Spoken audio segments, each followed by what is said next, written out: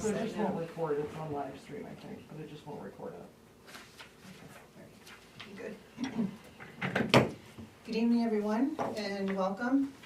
This is the Select Board regular meeting for Wednesday, January 7th, 2026, at 6 p.m., and we are meeting in the Betheltown office meeting room. We do have a full board, so we do have a quorum for business this evening, and we're joined by Manager Sharon Jackson and also Clerk Tracy Walker with the minutes. If you would please join me in the flag salute. I pledge allegiance to the flag of the United States of America and to the republic for which it stands, one nation, under God, indivisible, with liberty and justice for all.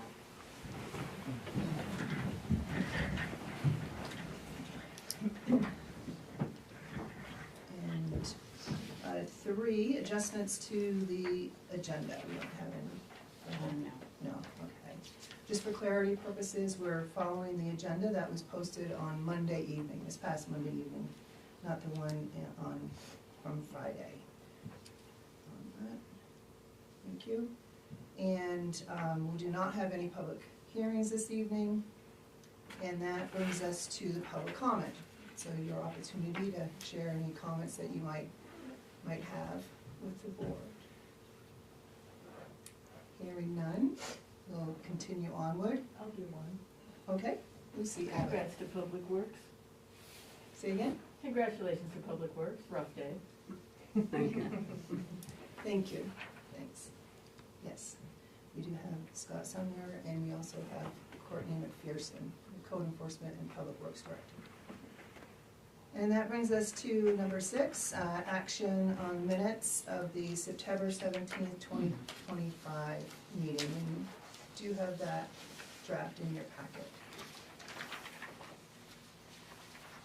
Any amendments, changes, deletions?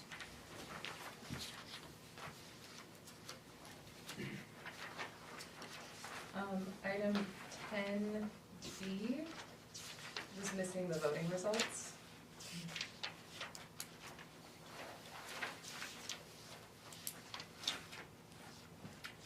Thank you. Anything else? 10A, this may have been me just misunderstanding it, but I didn't think he withdrew his application. I thought we just voted the other two. 10I, excuse me, 10I. It says he withdrew his application, but I didn't think he did withdraw his application. That was my understanding too. I had that noted here.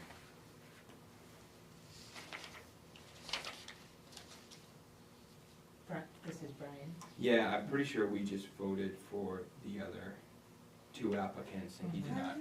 I thought he said he took it out, but before he left, he wanted you to know that he had done grant work as well. I think he Yeah, did. okay. Because he said he was gonna take it out, but we said, no, you can stay. Oh, You know, that's true. We did have Gary Morissette pull his from the airport. Right. Yeah. I remember that happening. I just, like I said, I thought. I think he did initially say. That he was going to You're defer, right. but then he said, we said, no, you don't have to withdraw. Yeah. Tracy can check the audio. That'd be great. And also in that section, it says the board explained all that Ann and Karen have done in the previous term.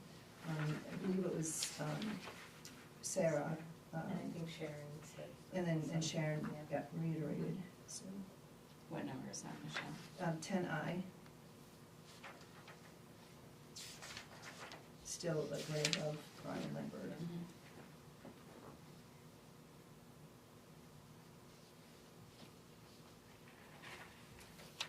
I had on 10G,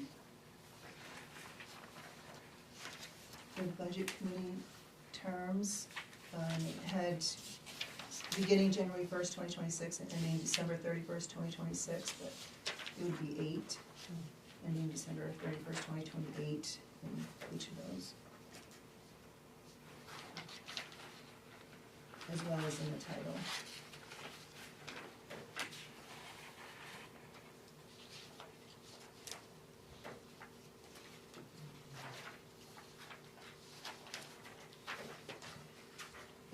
worth mentioning on 10H. This was the capital improvement appointment. It has in the title a 3-year term. And I think we noted that in practice, it's been a 1-year term, but we were going to look in the records. The candidate was willing to serve either 1 or 3. whatever came up.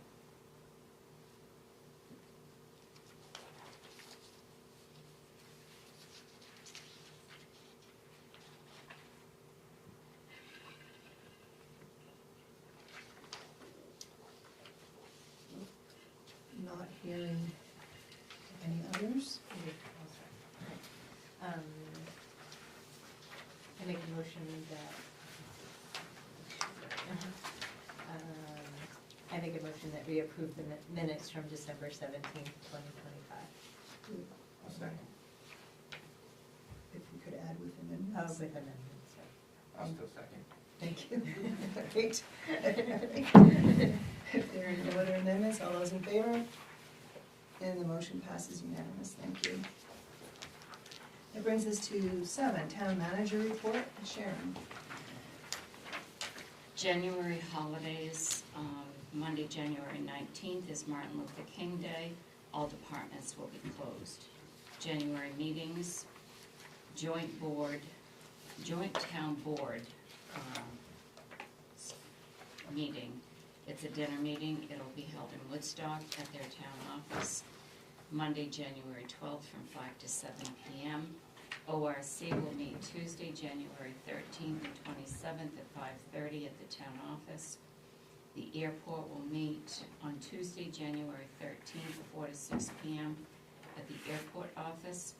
The assessors will meet Wednesday, January 14th at 8 a.m. at the town office. Planning board will meet Wednesday, January 14th, 6 p.m. at the town office. Solid waste, Wednesday, January 21st, 10 a.m. town office. Select board Wednesday, January 21st at 5 p.m. at the town office. The Conservation Commission will meet Tuesday, January 28th at 4 p.m. at the town office. And the Planning Board Tuesday, January 28th, 6 p.m. at the town office. Sharon?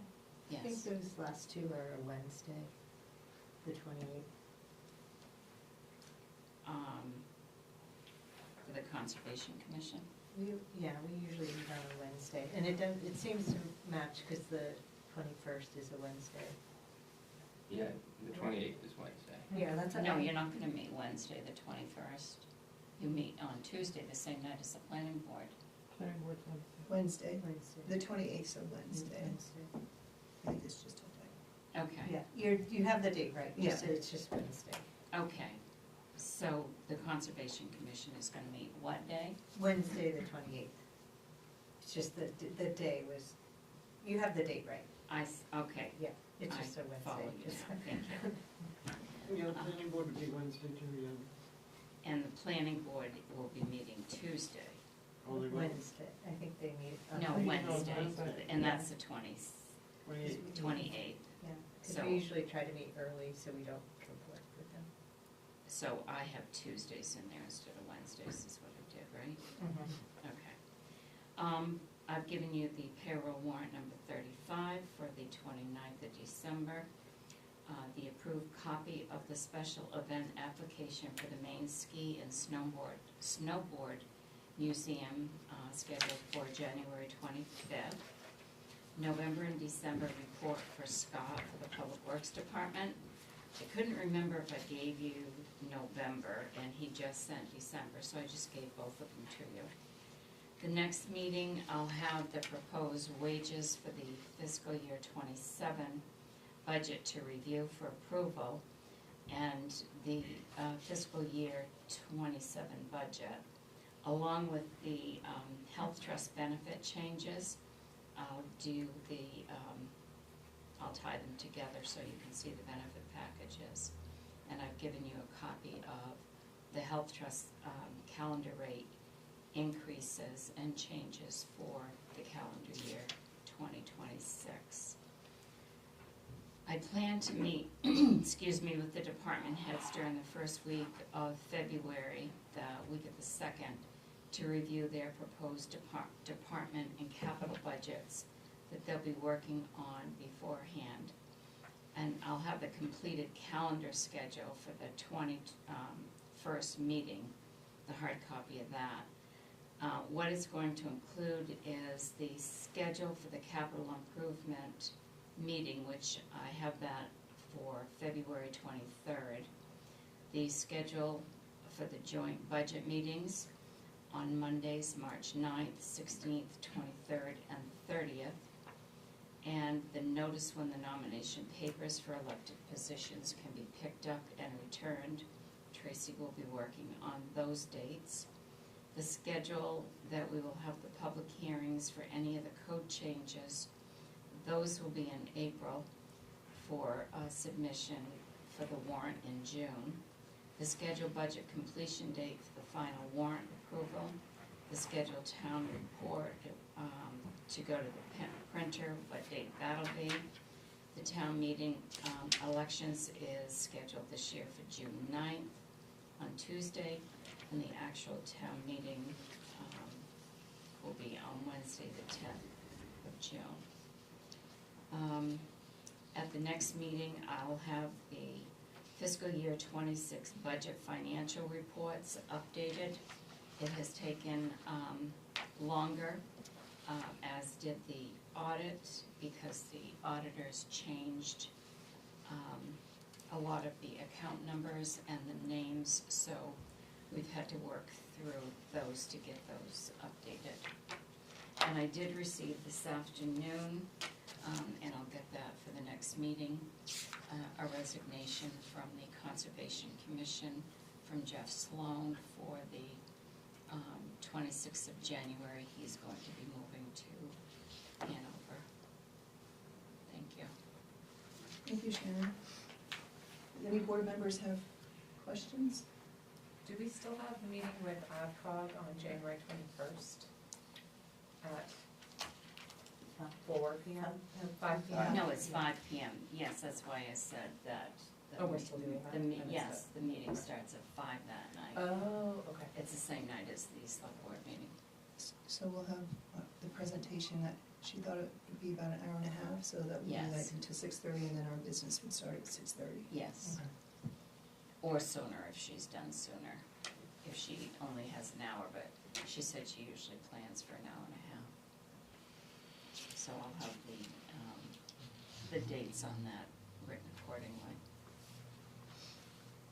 Any other questions? And I should be at the capital improvement one? Okay. I'll send emails to everyone. Mm-hmm. So, thank you for including a copy of the special event liquor application. Appreciate that. And also, thank you for sharing the health information, and I understand we'll get into it more, but just for the board members, the health program runs on the calendar year and not our fiscal year, but we have budgeted appropriately. And you can see, as most health insurance plans, you can see what the increase is. And, you know, this is part of the employee's package as well. the health benefit. So thank you for including that, Sharon.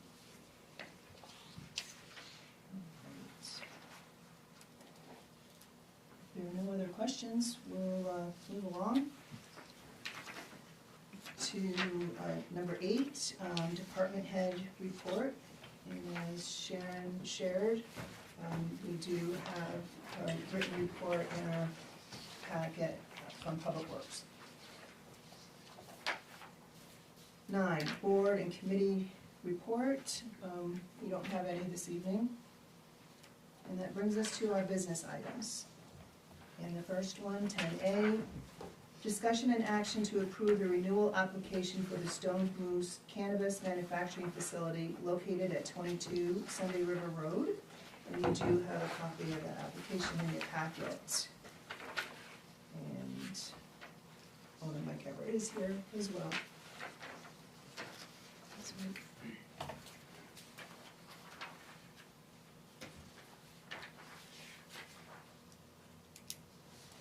make a motion to approve the renewal application for the Stone Moose Cannabis Manufacturing Facility located at 22 Sunday River Road. I'll second. Any comments, questions, or thoughts? Hearing none, all those in favor? And the motion passes unanimous.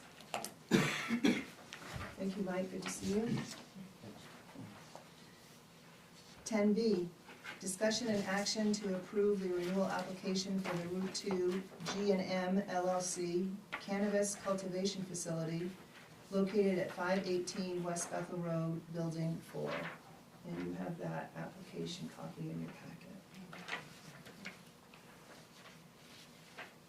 I'll make a motion to approve the renewal application for the Route 2 G&M LLC Cannabis Cultivation Facility located at 518 West Bethel Road, Building 4.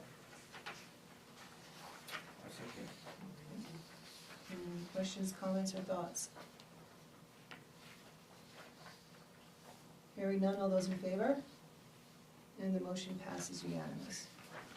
Thank you. Courtney, thank you.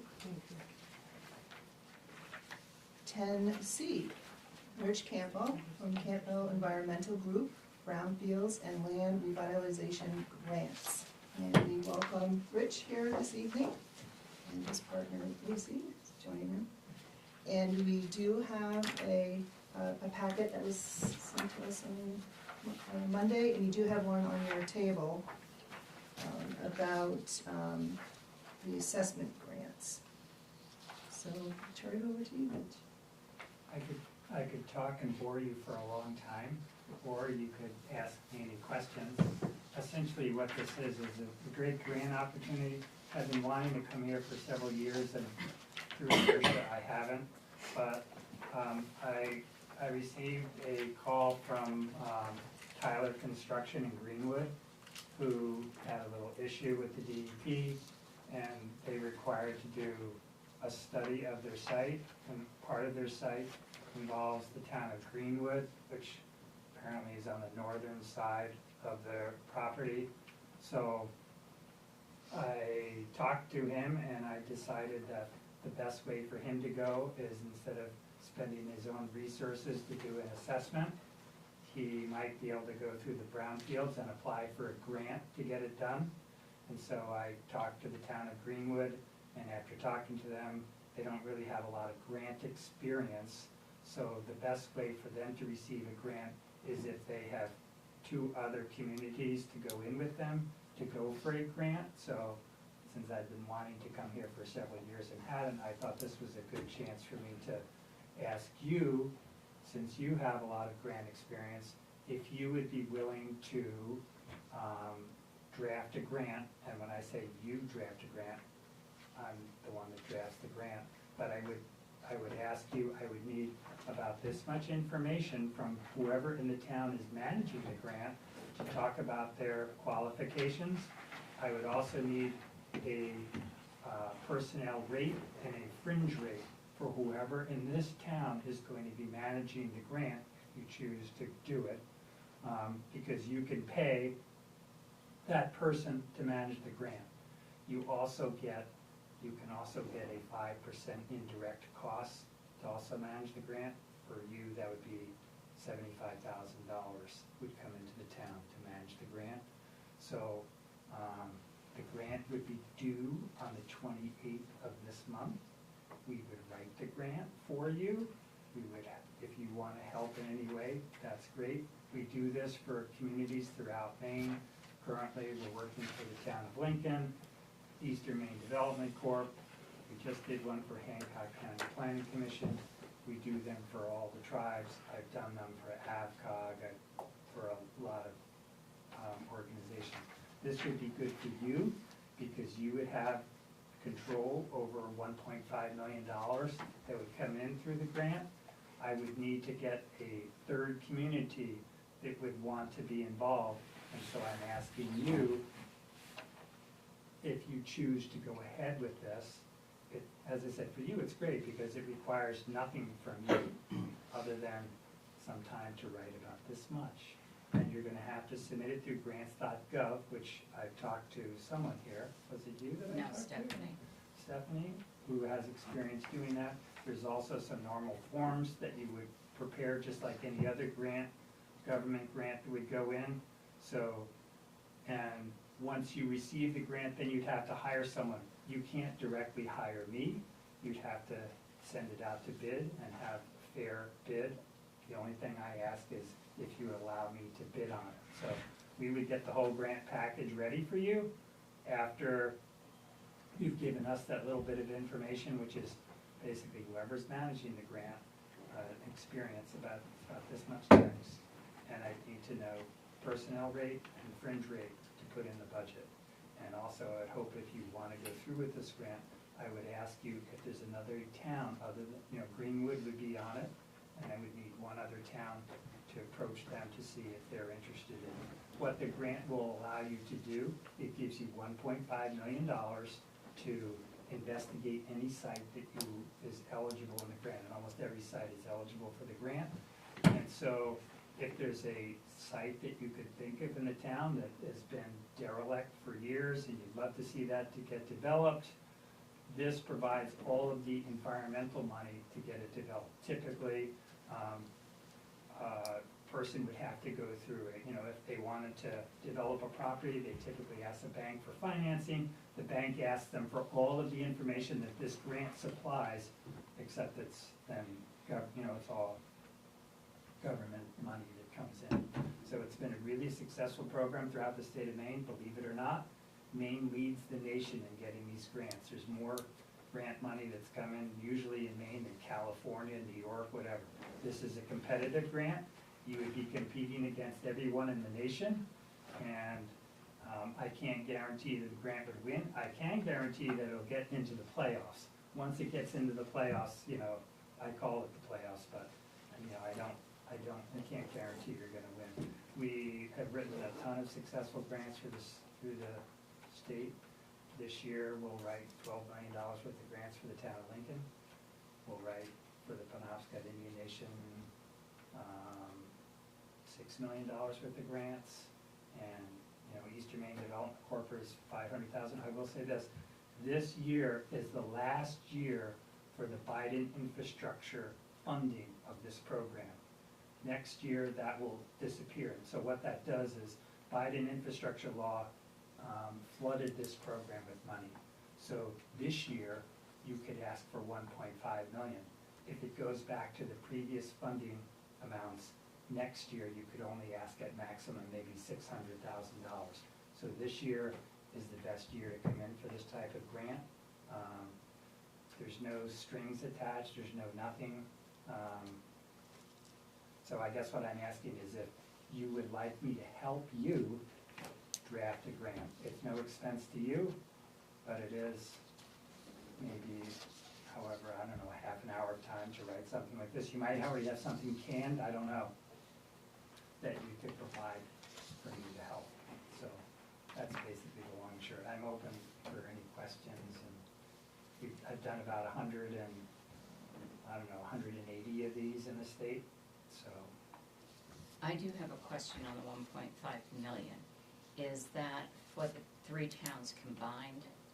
It Or is, but it would all come into you. Yeah, And right. so what you would do is then, you'd be required to work on at least one site in these other communities. So one site in Greenwood, maybe one site in Newry, Woodstock, wherever it might be.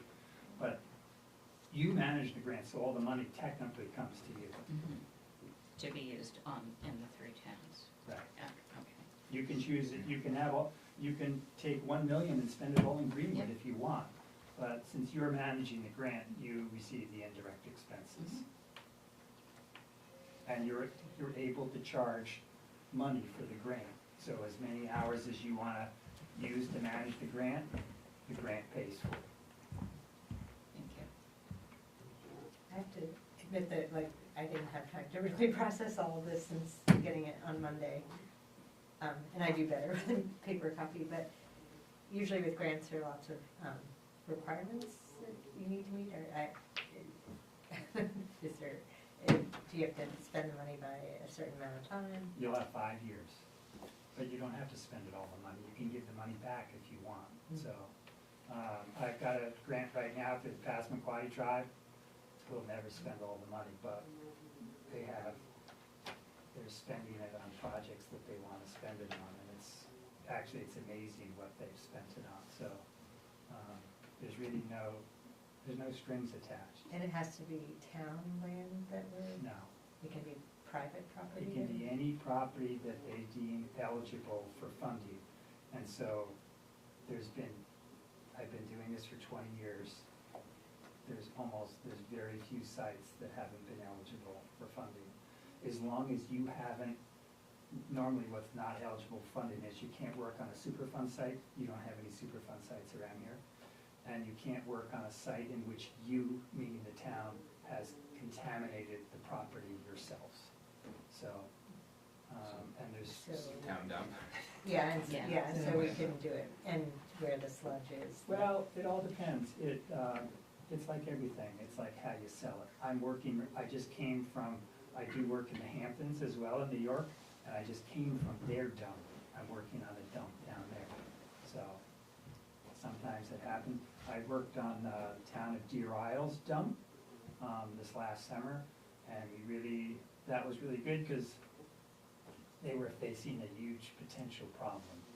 And through this program, we helped them out, and basically we saved them probably several $1 million using this program. So that was the town of Deer Isle's dump. We've also worked on the town of Lemoyne's dump.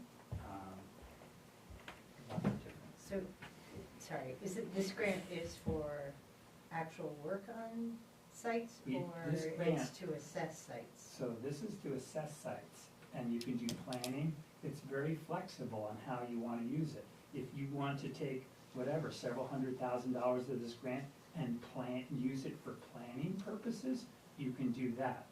It covers almost everything up to remediation, which is when the shovel hits the ground and you actually start cleaning up stuff. If you find a site in which there's contamination and it has to be cleaned up, there's a different grant that you then apply for to clean up that particular site. So, this is just the assessment side. Once you have sites that you've assessed and you've figured out, oh, we want to clean these sites up, you apply for the funding site. For instance, the town of Lincoln, we've gone through the assessment process with the town of Lincoln, and most of the money that will be spent there will be on cleaning up the Lincoln paper mill. I don't know if you're familiar with that site. So we've already obtained about, about maybe close to $8 million to clean up that site. And this year, we're going for another $12 million to finish cleaning up that site. So, there's money out there available for that kind of stuff. So you mentioned town of Greenwood, and they have a site currently that could use assistance. That's the Tyler Construction site, which is the old Saunders Mill, Mhm. right there by the, Yeah. Right by the local hub and stuff, yeah. Yeah. So, would it make more sense for them to be the lead, or how does Bethel become the lead? they don't have grant experience. I don't wanna, Okay.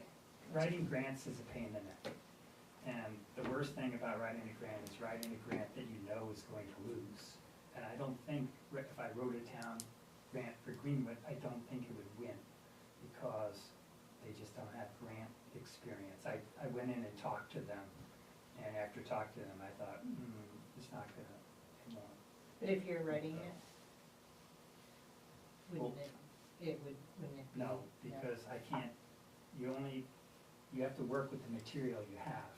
And so what will happen is, there's a section in the grant, which if you don't have any grant experience, you get a neutral score. And a neutral score means you get points taken off, and I don't want any points taken off. I want the grant to be as good as possible. In order for the grant to be as good as possible, I need to write a grant for someone that has grant experience. Like, for instance, I wrote one for the boat school in Eastport. They had almost no grant experience, but they had one tiny little grant. It was like, I don't know, $30,000, and we used that to give them the experience. So then they got, their grant was $675,000 that they got in. And they had one little tiny grant experience that they saved But if they had none, I don't think I would have won that grant. Would you list the grants that Bethel has received as part of that for the experience, or no? Alls I need to do is have whoever's managing the grant to say, hey, I managed this grant. You don't have to do it all. There's page limits on these grants. This is a 12-page application, and they ask you to write about 30 pages worth of stuff, but you have to fit it in 12.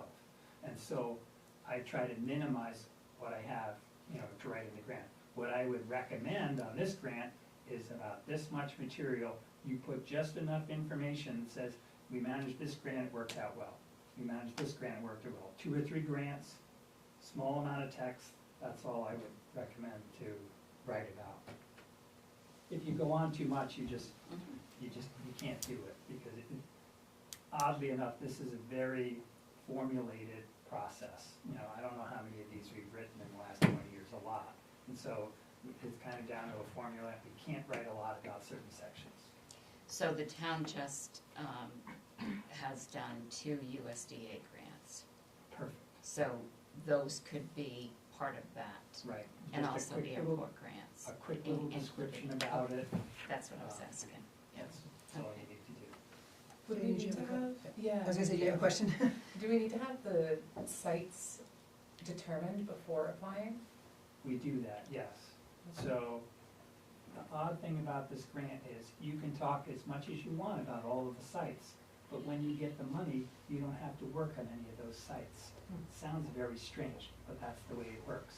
And so I would need 3 sites, and I've got one, the Tyler Construction is one, I can talk all about that. I know, and I've been around here for a while, going around, and I'm always in your head, you're looking at certain sites. I know there's an old gas station in Newry on the way to Grafton Notch State Park. If you wanted to have me have Newry in it, I could talk about that site. We don't have to work on it. There's another site out here near, I don't know which cannabis place it is. It's out going towards Gilead. There's an old wood, There's 2. yeah, it's in West Yeah. Bethel. Yeah. It's an old wood processing. That's like ideal for the type of stuff that we have. Do you know So when that is? we get a Yeah, little I bit of actually wrote it. information about that. That would be another site that we would talk about. And I will say this, so when we write these grants, this is not like a grant that Sunday River would write. This is a grant that, I would call it negative marketing. It wants to make your town look as poor, helpless, and contaminated as possible. That's what we do in these grants. So I would say, if you read the grant and go, oh, this looks awful for us, that's the way the grant is supposed to look like. So we try to make it we try to tell your town's story as bad as possible, because it's going to be reviewed by people across the country. This is the first year that someone from Region 1, which is New England, will not review the grant. You could have someone from Iowa, Alaska, Florida, whatever. They read the grants, and so the grant is for those folks, so that they read it and say, oh, this town really needs help. And so that's how you get the money. You have to look bad in order to get the money. I can tell you right now, I was in a conference in Spokane, Washington, and I was giving a talk about Lincoln, and there was an EPA person in the room who got excited about my talk, and afterwards, I wouldn't say it costed me, but came up to me and anyway, to make a long story short, she hates Maine. And she says, all those rich Mainers don't deserve to get any grants, because Maine gets more grants than anyone in the state. And she hated Vermont, and she hated Maine. And if she was the one reviewing the grant, you're not gonna win. But she reviews grants, so if she's not reviewing the grant, there's a good chance that you might win. If you don't win this year, you can come back. There's a process in which you get a debrief of the grant. And next year, you can apply again, and there's a higher probability of success. So not every grant that I write is a winner, but usually on the second time, or maybe even there's some on the third time around, you will win. So it gives you the chance to investigate lots of sites. You can build time to the grant, and it's a great program. interesting opportunity. Without talking to, partnering up with Greenwood and perhaps Newry, for me, I'd like to connect with them. Yeah. Just so, because I'd hate to be in a position where we go through it all, we Well, they say we need- get the money, but then we don't use it. Yeah, they need to And that- provide a yeah. letter in the grant saying that and they have to be knowledgeable. So Mhm. I've talked to Kim in Greenwood. When I talked to Earl, he said, well, you gotta go over and talk to her. So we went over and talked to her, and that's when I decided, okay, I'd love to write you a grant, but I didn't tell her this, but without the experience, I knew they wouldn't win, so. Mhm. Do they know that you might be approaching Bethel or another town, or do I they know didn't this? say who I was going to approach, but it would work out great for them. Yeah. So, Yeah. and I would need a third town to say yes. As I said, to me, this is a no-brainer decision. It's money, you don't have to do much to get the money, and it's really flexible. You can do planning, you can do assessment, there's all sorts of things you can do with it. It's a lot of money too. I have a question. Are you able to talk to Newry? I can talk to anybody. Like, I wanted to talk to you first, because, I don't know, I was under the impression that you guys worked a lot with Woodstock, you work with Newry, you work with Yes. Greenwood, but I didn't wanna come here and say, maybe something happened and you don't like them anymore, I don't know. But, No, but, so we actually have an opportunity, this is what I was thinking about. On Monday, Yeah. the full boards are going to meet, and we talk about regional items and such like broadband. This would be a perfect opportunity for us to talk about this, because I wouldn't wanna, it's a tremendous opportunity, but we don't know what we don't know right now. And I wouldn't wanna put the town of Bethel out there without having the support of Greenwood and or Newry. So I see this as an agenda item. It doesn't give it an answer tonight, and I know that the time is short, but if it does come all together, we have the resources to put it together. if you want me Pretty to come fast. on Monday, Can I just ask, where does the responsibility lie for the distribution of the money? right here, you, Bethel would. Bethel. Bethel I would mean, distribute. Bethel, but is it Bethel, whoever is in charge of the grant, or is it Bethel, the select board? Who's ever in charge of the grant decides. That one person? Yes. Which is, Oh, it's usually, where I've been in other places, it's the town manager that does that, is responsible for that. And I've been in other towns where we've done brownfield grants, we've done EPA grants, and it's been a long time, but I went to all the required classes and workshops that I had to have to do that. Yeah. But that's been a number of years because I since have retired and then came back to work. But, so I do know some of the processes of it, but it is usually the manager that oversees the grant. so the other towns would come to you with the amount that they're looking for? So in this, I've never done a joint one with joint towns, so I would suspect that I would work with the managers of the other two towns in the projects that they've identified in the grant. The 3 sites that you have, that we would meet and decide how the money is going to be used for those specific sites. that Or we- any site. Or they could be any sites, but, and that meeting that we have on Monday, Greenwood and Newry would both be there. So, we could see if we could add you to that agenda. We don't make the agenda, but the meeting will be in Woodstock, so we could see if you could come and do this presentation and see if Greenwood and Newry want to partner with Bethel to do this. And we could, these 3 sites that you listed could be what you have to put on your grant Yeah. anyway when you write it. And I come here with Lucy all the time. I haven't lived here forever.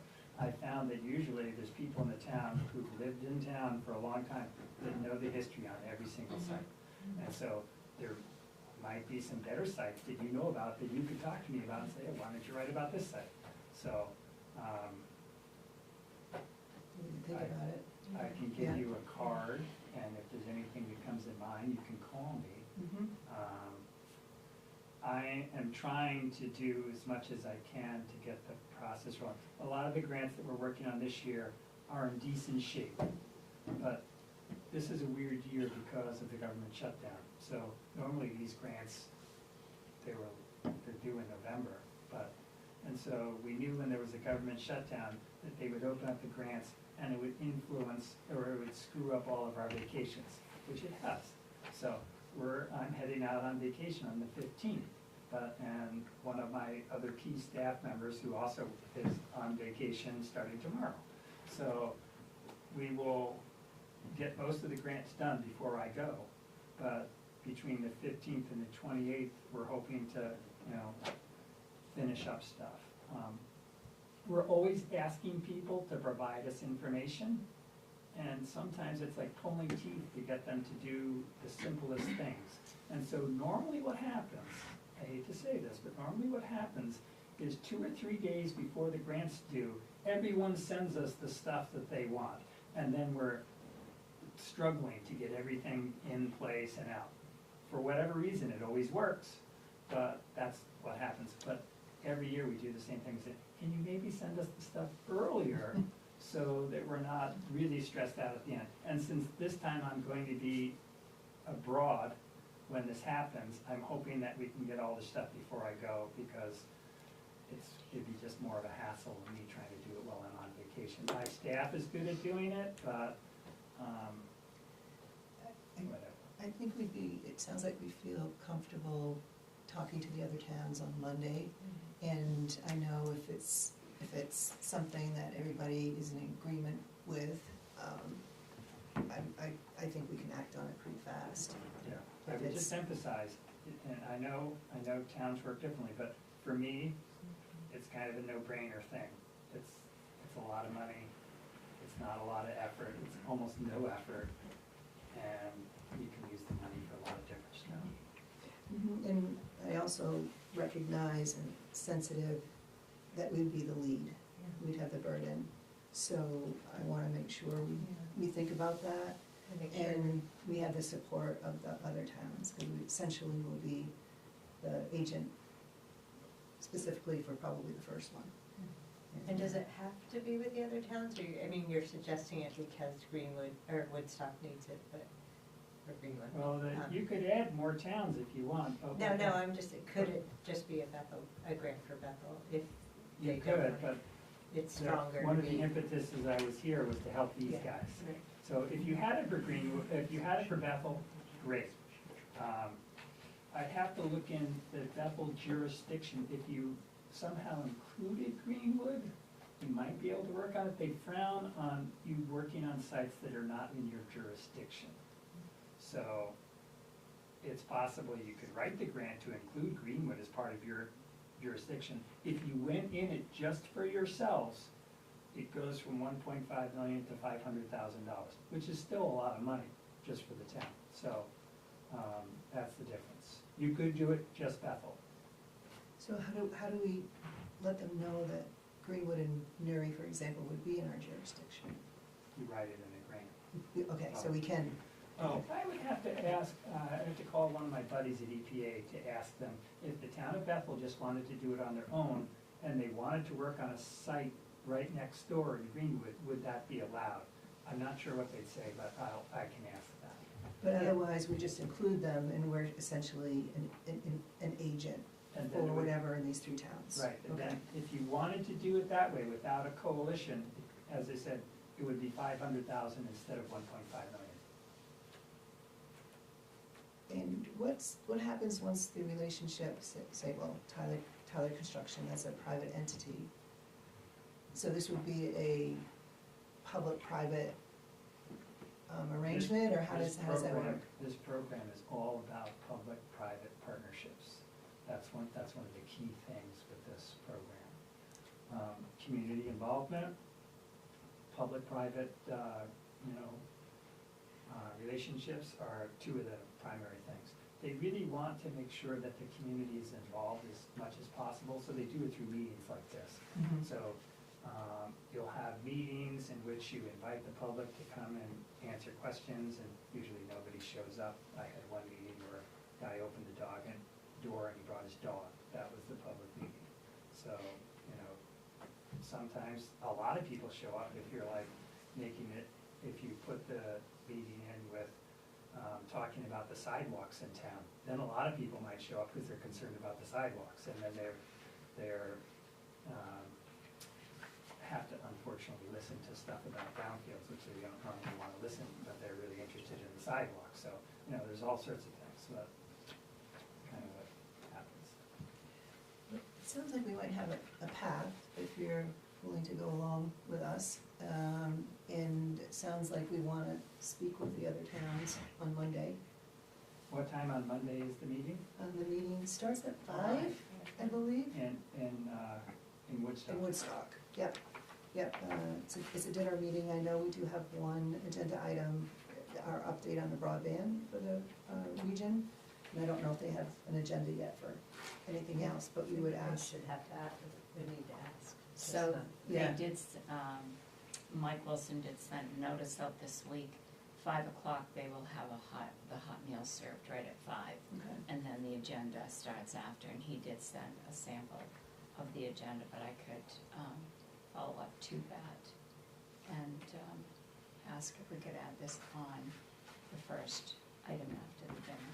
Yeah. Yeah, and I said, this is good for this because of the body and infrastructure, but for whatever reason, if it doesn't happen this year, the program is still gonna be around. It's been around since 2002, so it's gonna be around next year. It's just not gonna have the Biden funding for next year.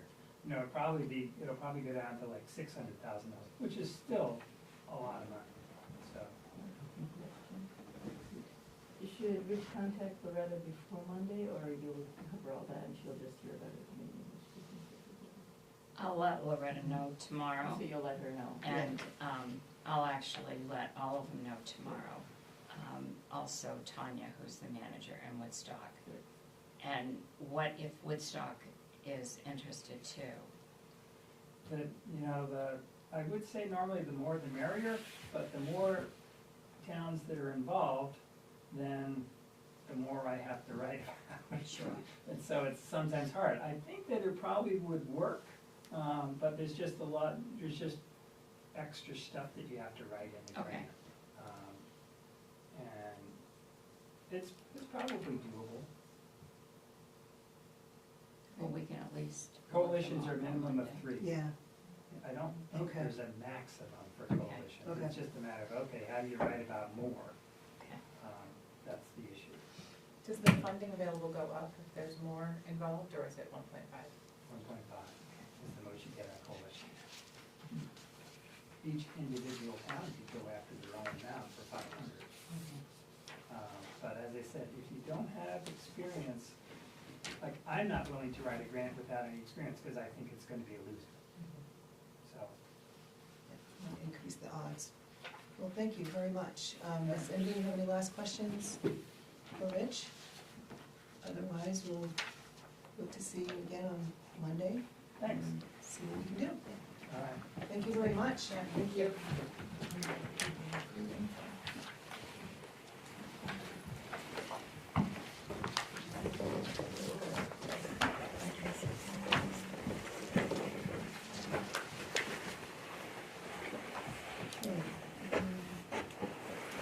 Brings us to 10D, a parking agreement and land purchase with Northeast Bank. This is continued from our December 17th meeting. And do we have any updates or not yet? We do not. Okay. I did reach out. Taylor was on vacation. He came back Monday. I have not heard from him, so I'll keep adding it and keep asking him for if his attorneys have approved what language our attorney wanted in. Okay, very good. Do we need to make a motion to table it to the next meeting, or the way we did last time? We can, yeah, Okay. and just keep, Yeah, make a motion to Yeah. table the parking agreement and land purchase with Northeast Bank until we have further information, maybe is the best way. yeah, Okay. yeah. I'll second. Any questions or comments? Hearing none, all those in favor? And the motion passes unanimous, thank you. Okay. 10E, discuss revised transfer station use policy for approval. And we had that on Monday, but I think, do we have an even more updated one on the table? Yes, we do.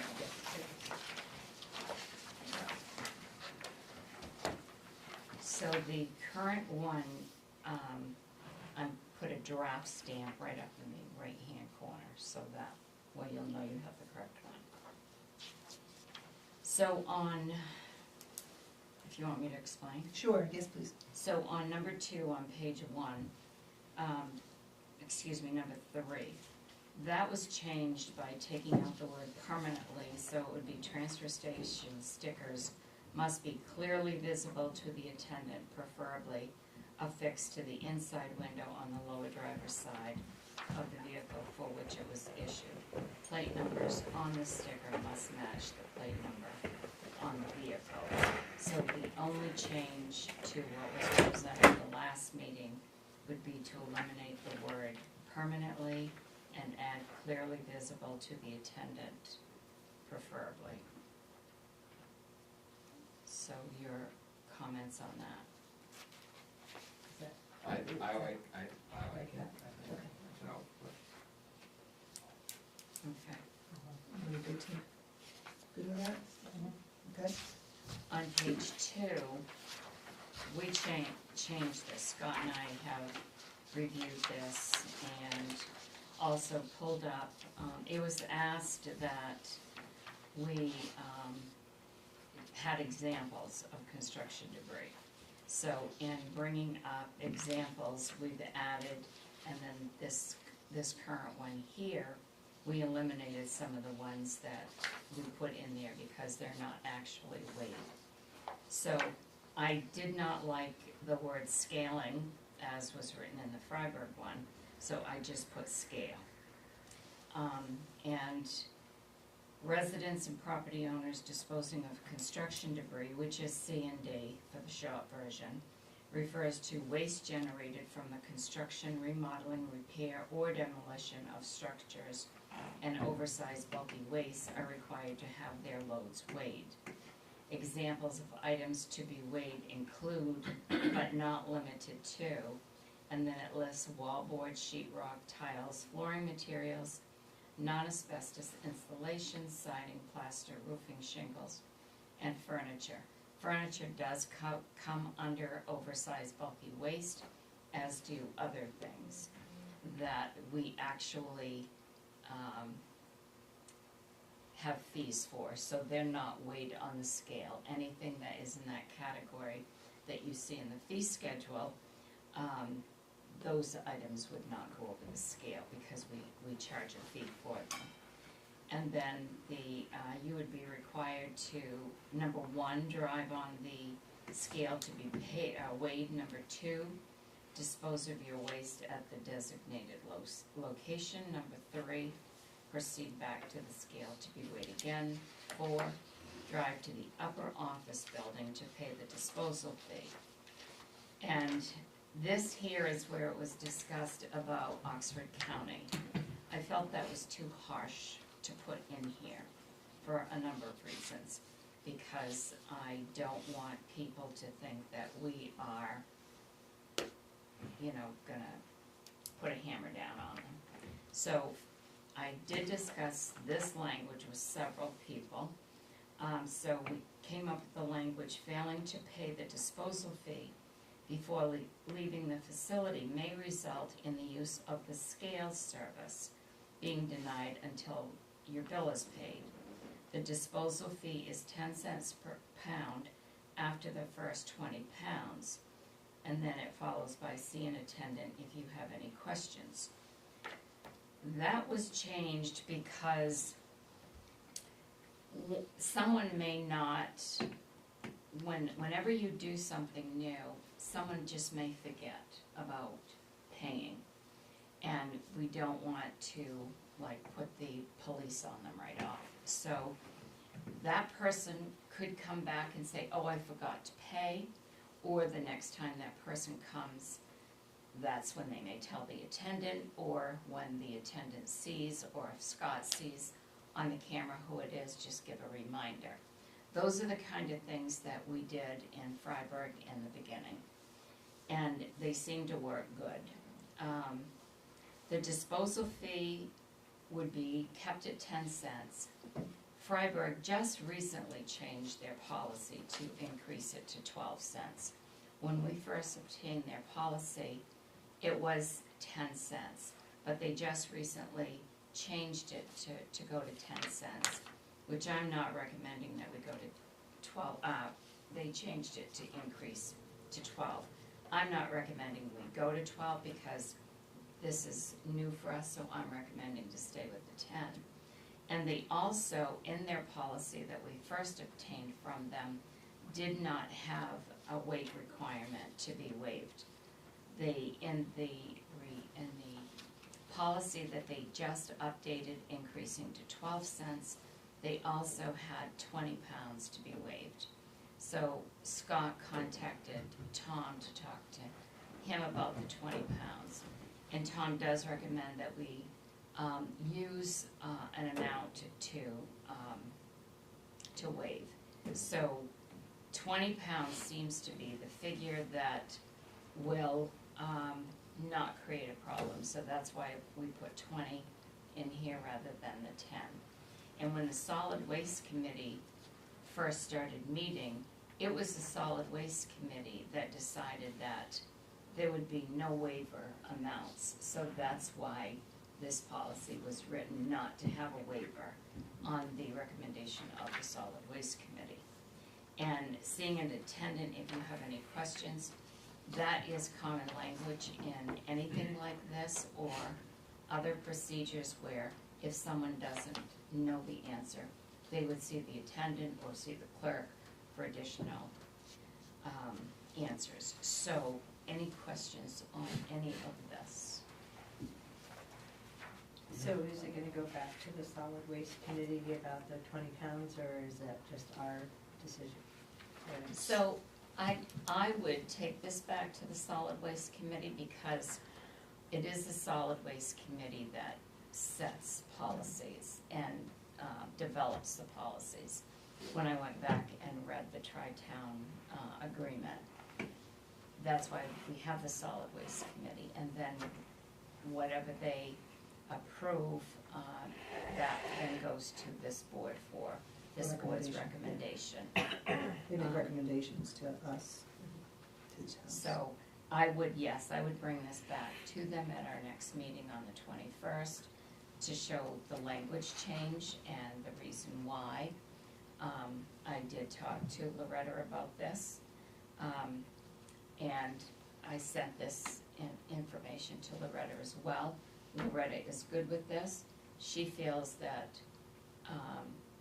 it doesn't have to go back to the full board in Newry, that she and the Selectman Tink, who are on that committee, can make that decision because they have the conversation with the other boards and they were with the other board members and they were in agreement with the first draft. And Marilyn is the board member who has been attending, she's a board member in Hanover and also a board member on the Solid Waste Committee. The previous board member was also a select board member, but he didn't run again this time and Brenda Gross got back on. Neither one of them attended the last meeting, but I sent this, not this particular one, but the first one to Marilyn, and I've been trying to get Brenda's email address. I don't have her email address yet, but they are two of the three select board members there, so I would, whenever you're good with this, then I would they will have this also at the next solid waste meeting, and then I'll send them copies.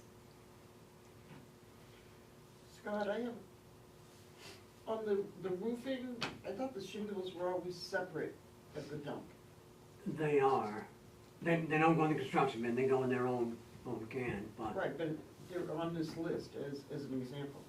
but they're considered construction materials. We pay the same price to dispose of shingles that we pay to dispose of. Oh, we do? So Yeah. why would they separate before? We used to be able to recycle them, Oh, and that isn't an option now, Okay. so. But shingles are heavy, so we've opted to keep them separated because they're heavy, and you don't wanna overload the 30-yard, 40-yard containers, sorry, that we're using. so they are still gonna be separate? They'll have their own separate container. They do now, yes. Oh, so when a truck comes in and it's just shingles, and it's gonna go to a different place, but they're still gonna pay? Yes, Yes. yes. But what if they're mixed in with other construction? They're allowed a certain amount. They can't come in with a whole dump trailer load of shingles with a little bit of construction debris mixed in. They need to pull the shingles and the construction debris out Okay. and try to dump the. Okay. When we used to recycle them, you couldn't have anything else in the load. Right, But now they both go the same place, but I said Okay. 20-yard can weighs quite a bit Yeah. compared to Okay, thank you. And let's see, so Faye, are you okay with that language about the failing? And I think it makes sense. I did have, so when you say that the failure to pay may result in the use of the scale surfaces being denied, you mean they would be denied the ability to dispose of C&D waste via the system? Right, they wouldn't be able to, they could still dispose of their household trash, but they would have to pay their bill before they could use the scale surface again. So Yeah. they wouldn't be allowed to dispose of their construction debris until they, and we did have that in policy when that first went into effect in Freiburg, and they paid their bill. Yeah. Yeah, I think it makes a lot of sense. I think that is like a very reasonable restriction. And then, as they get looked at over a period of time, it always could go back to that sentence up in number 5 with the transfer stickers that say Oxford County if you wanted to. Right. Yeah. Yeah. Yeah. Yeah, if there's a situation Yeah. where Yeah. they refuse to Yeah. leave, Yeah. that becomes a different situation. Yeah. Right. All right, so I think those are the items, and you talking with Tom from Freiburg, 20 pounds was a reasonable, I know we had talked about 10, just as Yeah, an well, example. it starts at 20. Yeah. With the programming thing, it Yeah. starts at 20, and the increments of 10 beyond that, but he said typically they just, Yeah. Okay. 20 pounds is the, So they would still go over the scale and see if they have 20 pounds, and if Yes. it's Yeah. under, if it's under, they just can, Yeah. it'll just say they Yeah, can go if off, it- they don't have to come back around, or yeah. they don't it- have to come back around. The scale basically does it itself. I mean, they come back around and get on, because they're not gonna know if they're under 20 pounds until they scale back out. Till they're empty. Right, They're right, gonna have to wait- right. they're gonna have to wait the vehicle. Yeah. Okay, got it. Same process, just, But when they go back up on the scale, it would Right. print out and say, $0 type of thing. Okay. Mhm. Is the way that would be charged, so the way it's written, it sounds like if you're over 20 pounds, you wouldn't be charged for that first 20 pounds. Right, right. Is that accurate? yes, Okay, great. So if you have 100 pounds, you don't get Okay. charged for 80. right. Great. So it's written to Yeah, say that. That's what it says. I think it's Okay. great. Yeah.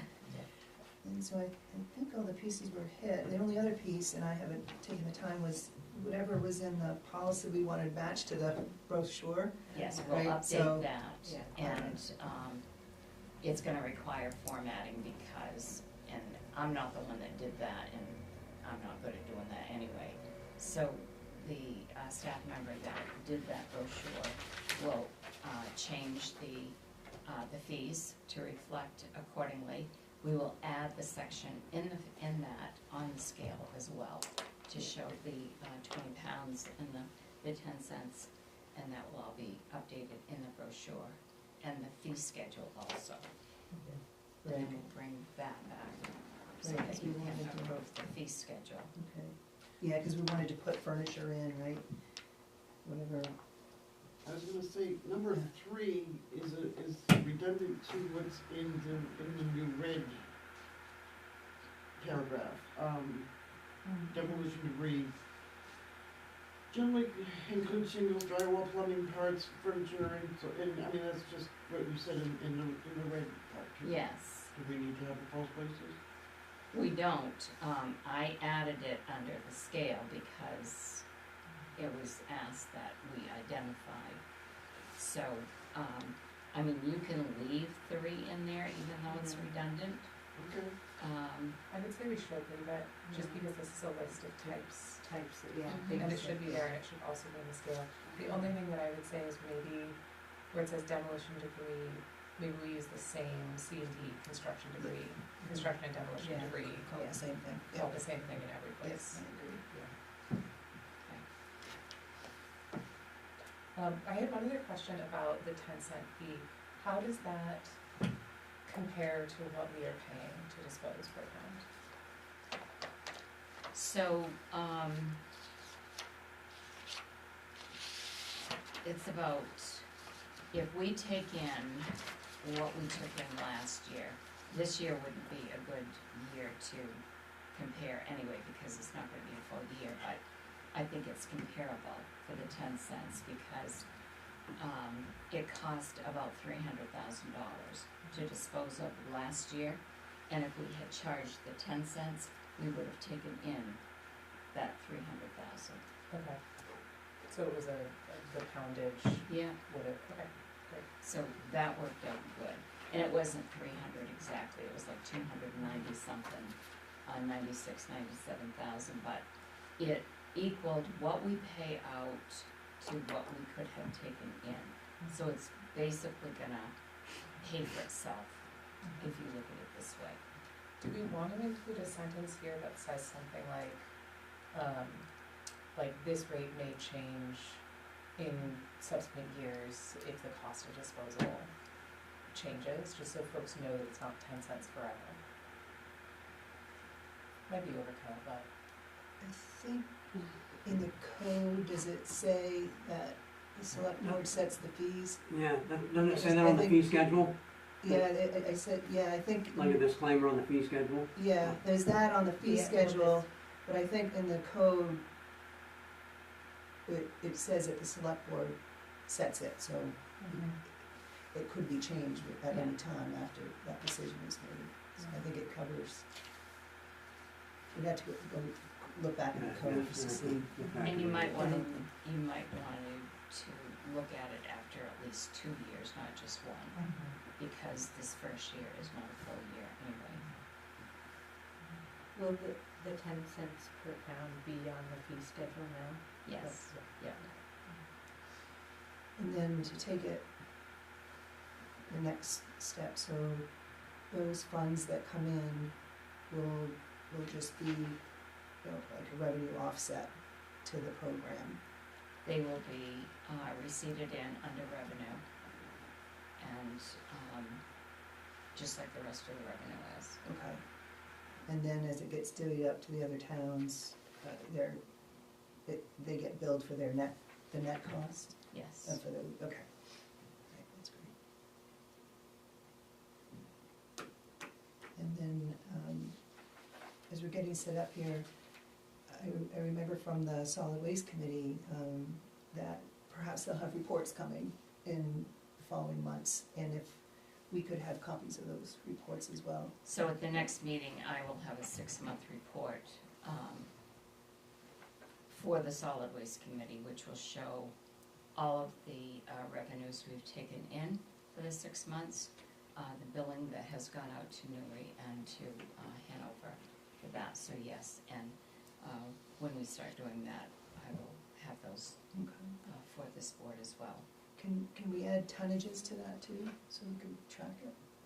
Yeah, Okay. the way I've set up the invoicing that goes and how everything is being recorded now, it shows the tonnage, it shows everything, Okay, so that'll all be included. that would be helpful, to have the tonnages, yeah, that's great. Sorry, this is going back, but I was just looking at your email from yesterday. So you've removed asphalt, brick, concrete, and other masonry material. Why was that removed? Scott, you wanna explain that? We don't put those materials in a can. Yeah. The inert materials, so we're able to dump them over the bank. So we don't have to charge for them because we're not paying for them? Right, Correct. Got it. they're buried. Okay. Does it make sense to include a bullet about that in this like 1 through 7 list? I think you're better off not to advertise, don't Yeah. take that stuff. Yeah. Yeah. We don't accept asphalt. Asphalt needs to be Anyway, Yeah. taken care of, so we don't, but somebody comes in, they got a couple of bricks, or they got a cement block, or an old bag of, we're able to dispose of it over the bank, so Yeah. they allow us to do that because inert, so, but we're not gonna take like a truckload of brick, yeah. so Yeah. those are that's we why can- one of That the makes reasons. sense. We can do the same thing with porcelain if we remove all the other components. Mhm. If it's just porcelain, we can bust it up over the bank, and it's the same thing, but, But we don't wanna, yeah. that makes sense. We don't wanna advertise, we try to turn them, there's gravel pits that take that stuff Mhm. and actually want that stuff, but, so we try to send them that way, but Good. Are you able to hit your marks with getting the scales ready to go? The weather hasn't been that great. yeah, it's, the scale unit is set in the hole, it's not hooked up, it's actually cribbed in the hole right now. We took delivery on the 4th, they came back, I think, the 19th, and, actually set it in the hole. Said, we'll be back within the next couple weeks and do the hookup, but, the temperatures have been in the bottom of the thing, so it's, I haven't heard from them this week, but, I figured it was a temperature thing, Yeah. and it doesn't hurt my feelings, and it's cold as it's been to try to be out there and Right, help oh, do that yeah, stuff, so. yeah, not much gets accomplished, Yeah. for sure. We had a little bit of work left to do when they were here, but we've done the best we can this time of year for the ramps. Yeah, yeah, We'll have to do some more in the spring, but Yeah. Very good, we Thank think you. it can be functional when they're ready. thank you. Does anybody have anything else? I think our Make a changes have been motion. addressed. We need to make a motion. I make a motion that we approve the new tri-town transfer station policy. I'll second. Are we approving it right now? Yeah. Or because it's going back And to to- the Tri-Town Committee? Right, but we have to approve it. We eventually I have to think we approve approve it. it after. I mean, it's, Well, if you wanna approve it as it is, then Yeah. I Yeah. can, submit it to them and just say Yeah. that this is what, the board has approved it in this format. yeah. And if Okay. anything And then changes, they we can approve it on the 21st. We're meeting that same night Yeah, anyway. if they have any recommendations Yeah. to change, we can consider it. All right, good question, any other questions? Hearing none, all those in favor? And the motion passes unanimous. Thank you, guys. Thank you. Booster reading 26. Alright, so that now brings us to 10F. Review 6-month budget and town meeting schedule. And Sharon gave us a little preview in the manager's report, and more to follow at the next meeting. That gives you an idea. I guess if you have any questions, you can send it to Sharon. And the only question I had is, service organizations and nonprofits, so they, what date is it that they have to have their financials and stuff in. So I don't have that, but what I will do is I'll send that to the ones that were approved last year. Okay, right. And I'll put the date that they have to have it in. And I don't send it to all organizations, only the ones that were approved last year. And if anyone that wasn't approved last year sends in a request, then I send them the letter.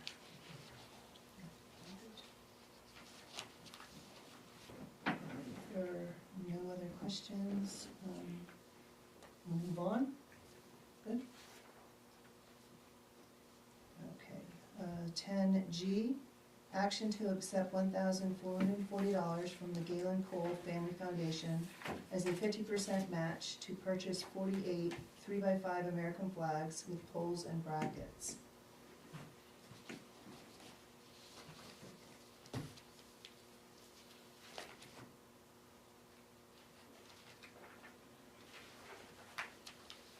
I put this on the manager's update last week to tell you that we were awarded the $1440 to match what the Galen Cove Family Foundation will pay for those. Okay. They used to do this every year, and they just started it back up this year. And we submitted a request that we were interested, and they accepted our request. So, are these the flags that go on the poles? They'll go on- On the telephone poles? Yeah, they'll go on the poles, so we'll be able to use these.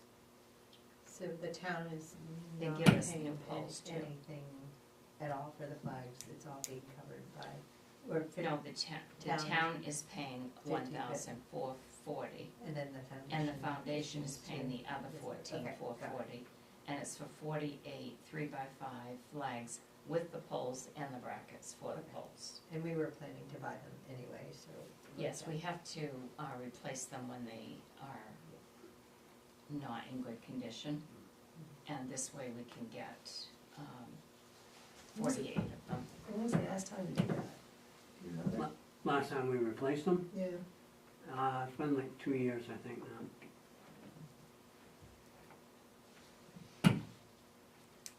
And you give them to the American Legion to dispose of? Yeah, we'll be. Okay, I make a motion to accept $1440 from the Galen Cole Family Foundation as a 50% match to purchase the American flags with poles and brackets. Second. Any other questions? Hearing none, all those in favor? And the motion passes unanimous, thank you. 10H, action to accept Christmas lights to decorate the front of the town office from John Walker, co-owner of WB Unlimited. I make a motion to accept Christmas lights to decorate the front of the town office from John Walker, co-owner of WB Unlimited. Second. If there are no questions, all those in favor? And the motion passes unanimous. Thank you. Thank you to John. Yes. Yes. Yep. 10I, approve FY 2025 capital account balances to be carried forward. I think we have on our desk, right? Yes, so I gave you a copy of the spreadsheet that was completed today. So I can explain what this is. Yeah, sure, yep, give us a preview here, what we're looking at. Right. Do you all have it? Okay. So, the third column is what, these are only capital accounts, capital reserve accounts at fiscal year 6/30/2025, which is the fiscal year end 25 budget. These are the balances that were in these capital accounts. It totals $1,259,277.34. That is what I'm asking you to approve to carry forward into the fiscal year 2026 budget that we're currently in. The other column is what we have for a balance as of 12/31/25, which is in the fiscal year 26 budget that we're currently in. I put those balances there so that you could see what we have in those capital reserve accounts when we talk about the fiscal year 2027 budget that's next on the agenda. So that gives you an idea of the amount of money that we have in the individual capital reserve accounts, and that is 1.8 million. But for this here in, the select board approves carrying forward the capital reserve accounts, and you can approve the list as with the total, and then those amounts will be carried forward on the fiscal 26 year. And this list here can be part of the minutes. Questions? I think I'd like a little bit of time to look it over. So, Yeah. I'd like to know what you have for questions, because this is what we have on the books that shows at the end of June 30th of 2025. And I would just like to cross-check, and I can sit You down. can't cross-check it with an audit report. Well, it gives projects from the past, and I just wanna make sure that we catch all of the projects. And I'm happy to sit down with you between now and the next meeting, and if another select board member wants to sit down with me, and we can just go through it and make sure that we catch everything. I'm happy to do that.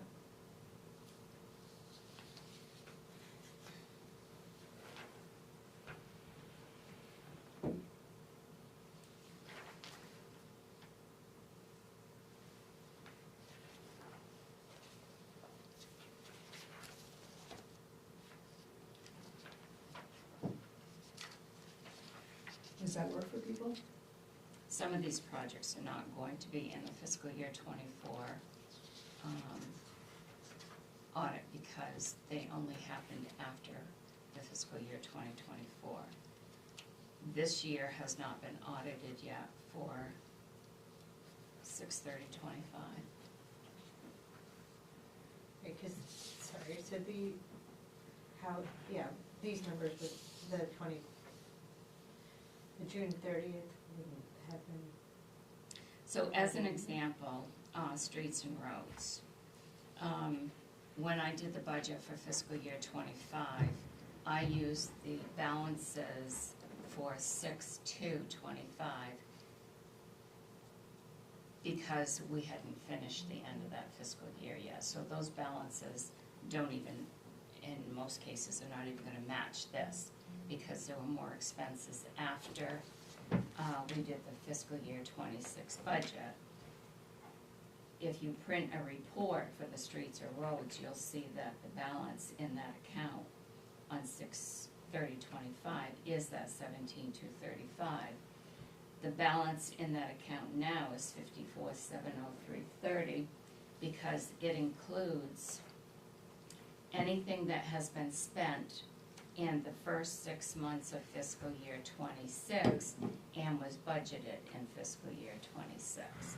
That's why the balance is higher. The accounts that are the same would mean there was no activity at all. So if you look at like pond services, just caught my eye, at 6/30/25, at the end of that fiscal year, there was the $5,000 in that account. There was no activity, so that's what, there was no expenses in the next 6 months of the fiscal year 26. So the balance right now is 5,000. So that number is important to know when we do the fiscal year 27 budget, that we have $5,000 in the pond account if we decide that we need to increase it for anything else, or if something else has to be done that's more than that, then we would, add that for a budget. So the number on the right does not include The numbers on, you talking about So like, which column? sorry, so the 12/31/25 column is just from fiscal year.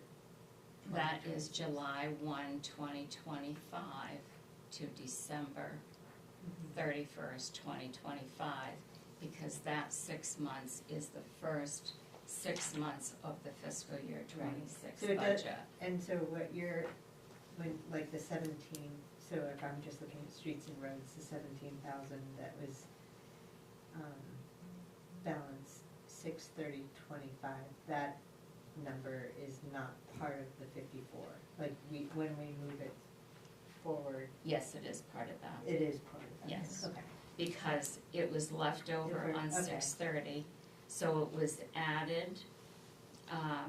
That balance is added to the $400,000 that we budgeted in fiscal year 26, less the expenses for all the road projects that we did from July 1 to December. And now we have a balance of 54,703. In the first column, you see 1, 2, and 3 numbers, account numbers. What the auditors did was changed how these capital reserve balances are recorded and expensed.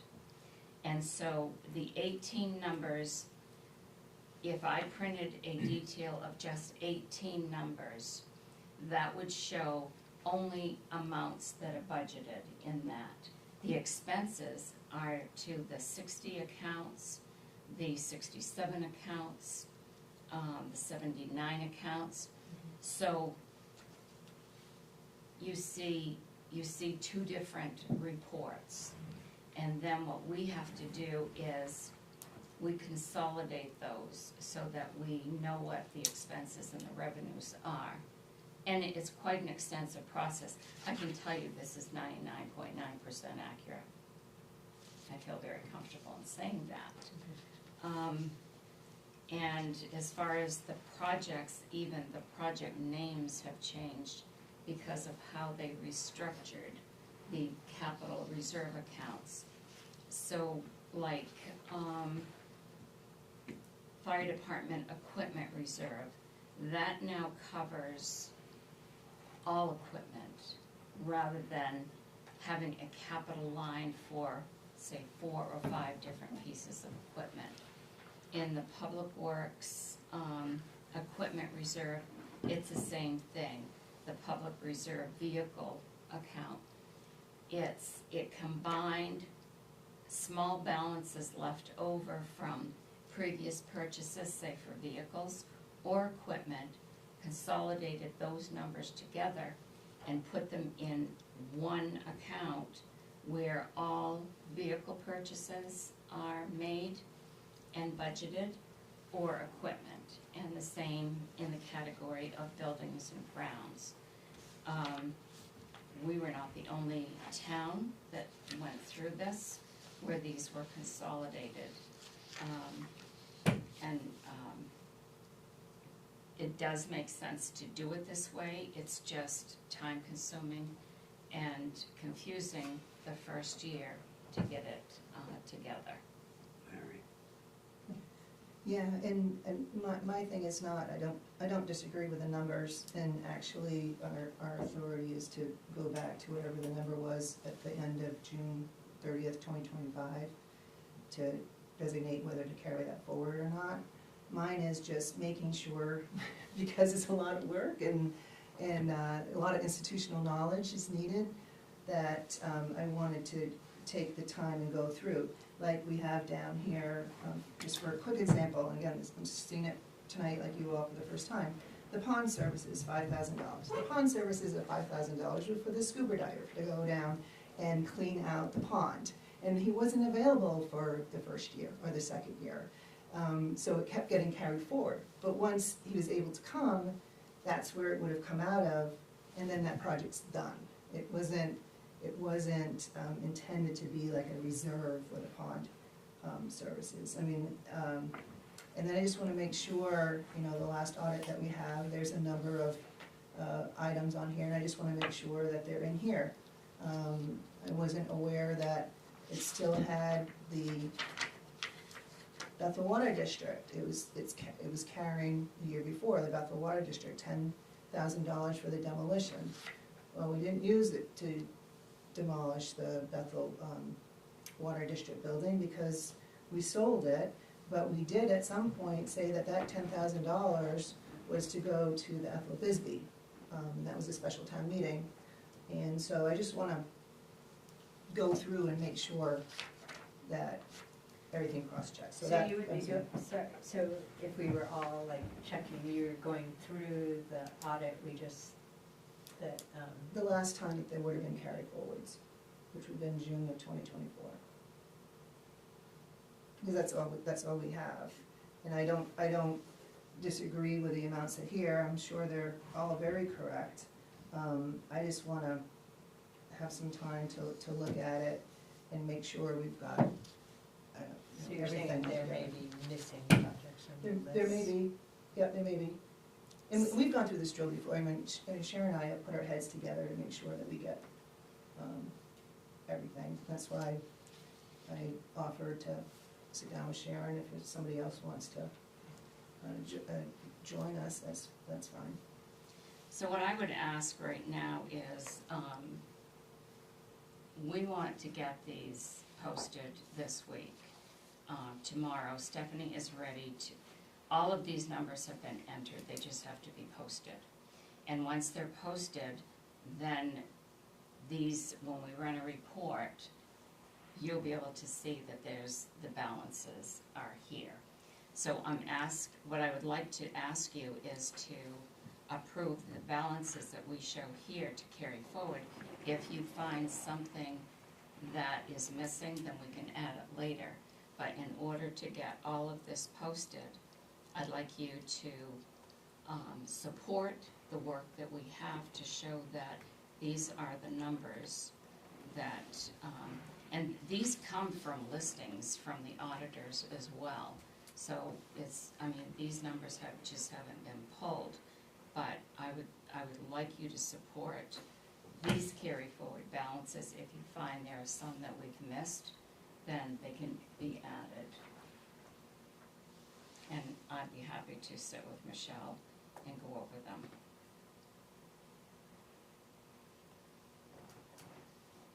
I think that sounds fair, that we Yeah.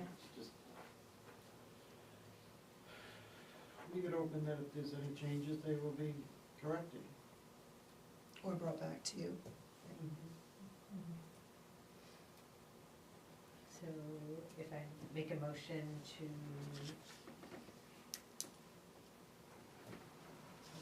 approve the fiscal year 2025 capital account balances to be carried forward.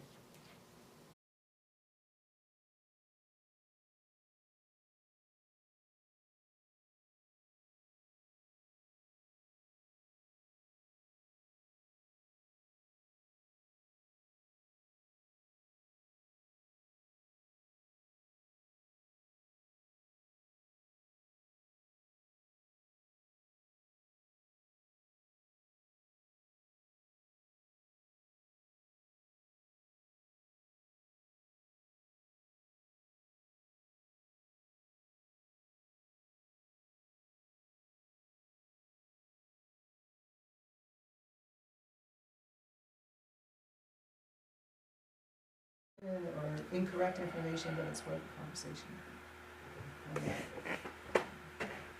Oh, good, we got, well, unless somebody again has something urgent on this, we'll take a break from it, and we can always bring it up at the next meeting too, as well. But I think it helps, is some of this stuff is not like some of the nuts and bolts that we would have. I can add it as continued conversation. Thank you, everybody, on that. Do when you meet with department heads, do are they encouraged to dream big and come up with like a list like this, or Yes, do that's they what worry they do. more about? No, like, they will have their proposed expense budget, and anything that is in their capital plan now, they will look to add to it, or, add new things, or, increase what's already on there, so yes.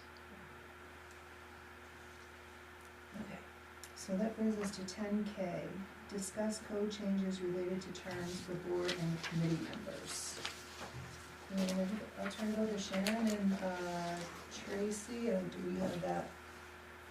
Oh, we So- have what's I gave you a there, yeah. packet Yeah. that, this came into discussion when Tracy and I looked at all of the boards and committees, and the memberships. And so, the document that I gave you, Tracy pulled all of the board and committee, information from the code. So the top part of that shows what's in the code book. This is what it looks like. Oh, okay.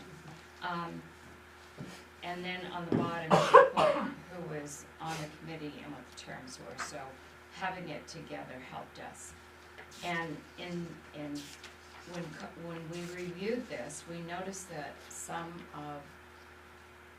of them are fine, but some of them are not consistent, and we wanna make consistency.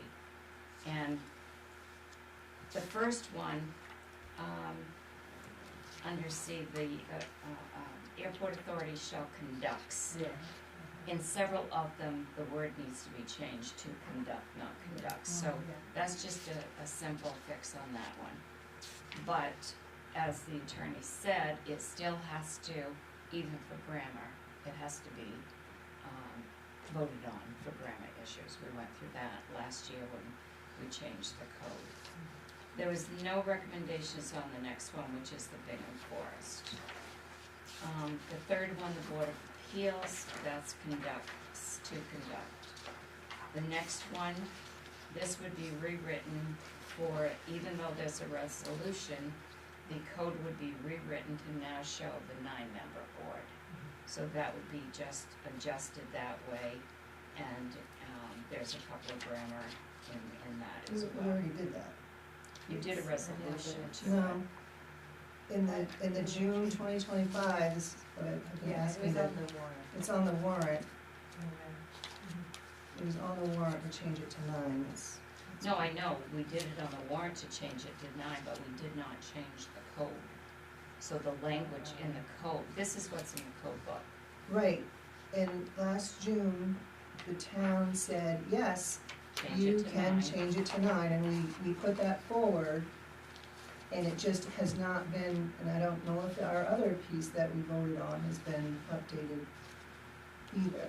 We had another piece. There was that education piece for the conservation. That's being, That got changed. That was sent to the code company, and we're just trying to follow up with them right now.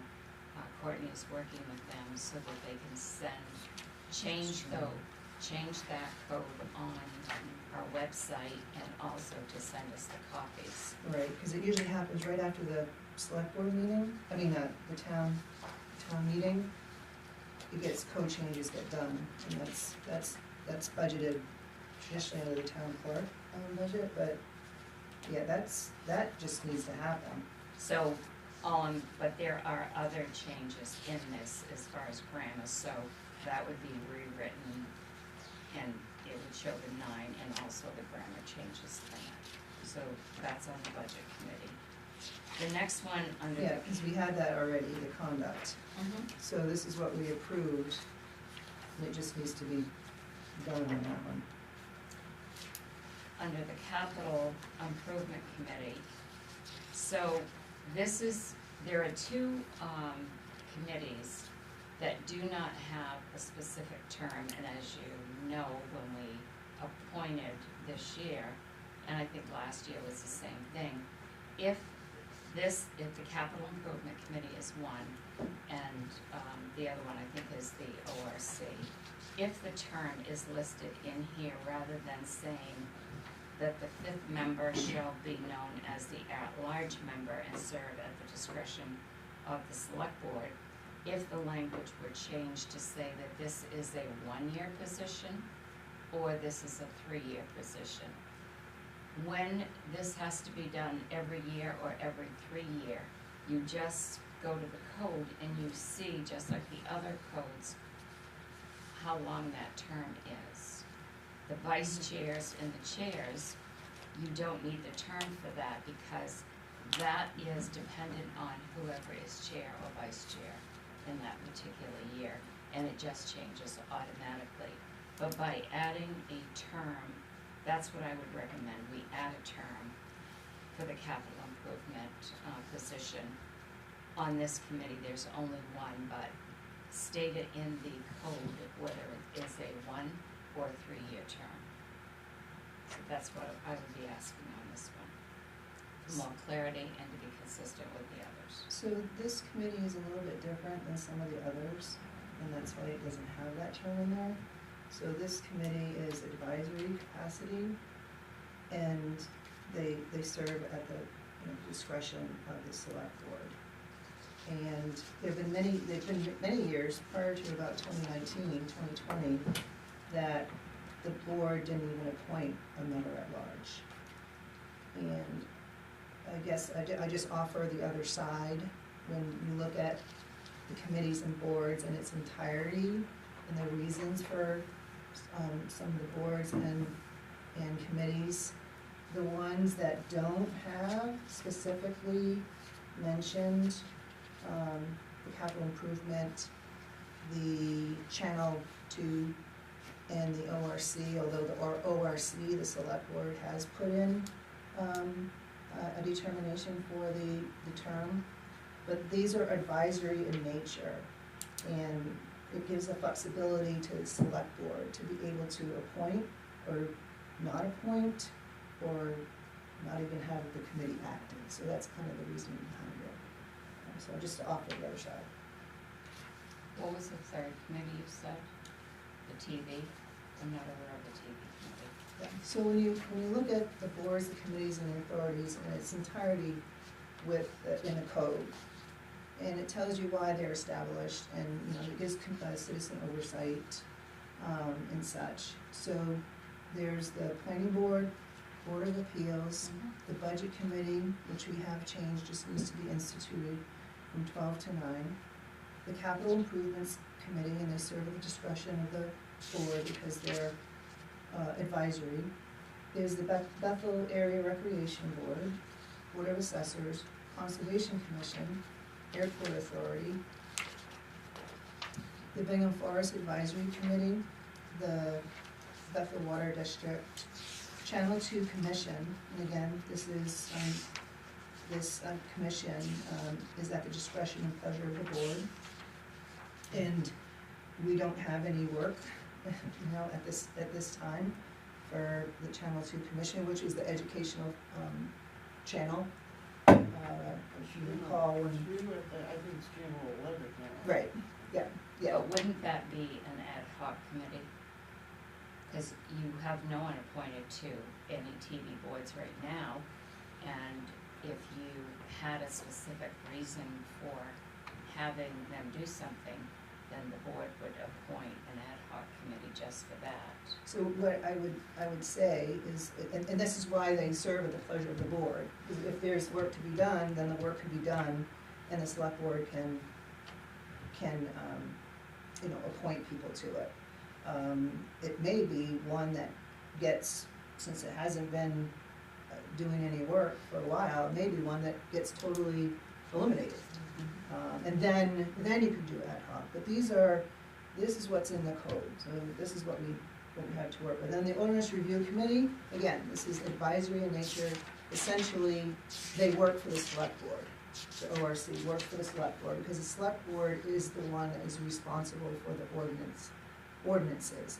But we have an ORC committee to help us with that. And so that's why there isn't a term there. However, we did at a select board meeting, because we can, they serve at the discretion of the board, So what we did do, and you'd have to go back, and I think I found the minutes at one point, is that this was an annual appointment. So the 3 members at large annually were appointed. That committee came to the board, 2021 or so, and they said that we would like to have some terms because of the work that we're doing. We don't get together after the appointment until January, and then you asked us to have something to be ready by April to put to the June meeting. So that's when we went through and through our action at the board meeting, we set that the 3 members at large are on a 3-year cycle. And we went through the first year to get them on a 3-year cycle. And so there's 1 member at large that changes every year. And it doesn't have to be that way. We can change it, you know, depending on what workload they have. But that was what was asked at the time, and that's what's in action right now. You're saying 1 board member is, the select board member is the one that's yearly, right? Yeah, I kind of put those aside. The members that are appointed by their own board, that's usually done annually, but I put that to the side. I'm looking more at the at-large members that we appoint, like we Are you did in saying December. one of those is ideally? They're in they're in a staggered 3-year term, so 1 becomes available annually. Okay. But it doesn't Is say that, that it doesn't here. say that? That's No. why I'm asking Yeah, that in it the says code. that. But it doesn't have to say it in the code. It gives it, they serve at our pleasure. We don't have to appoint anybody. Right? By our action that we took in April 2021, we put that in play. So that's what we have right now. Instead of doing it, we were doing it annually. So they serve at our discretion. And for me personally, it's not something that I would look to change at this time on those committees that have at the discretion of the select board. Could we put the language in there that makes it clear, that has that language around terms, but makes it clear that, like, the committee shall serve in advisory capacity as needed by, or as determined by, At the discretion of the at select the board. discretion of the select board, and then include information about the terms with the caveat. Well, So- it is, it sits with the clerk's office. Right. So we do, you know, for the period of time that we're in, we have set what our discretion is. I didn't know we could change, like, I guess, should we be deciding every year what we wanna do with that committee? Like, we haven't really ever thought, I guess we always just vote for the people who. They serve at our discretion, and we can talk about them every year. And the 3 people had been annually until they came to us and said, we can't do the work you are asking us to do. We would like to have a longer term, so there's consistency. And we said, yep, because we have that right to do it, and said, all right, we'll put you on a 3-year stagger rotation. But that's what I'm saying, is if that's what you decided to do, then they know that they're on a 3-year staggered rotation, and they're gonna be on that committee for 3 years. Because right now, when they read this, it's, well, how long am I gonna serve? It doesn't say that.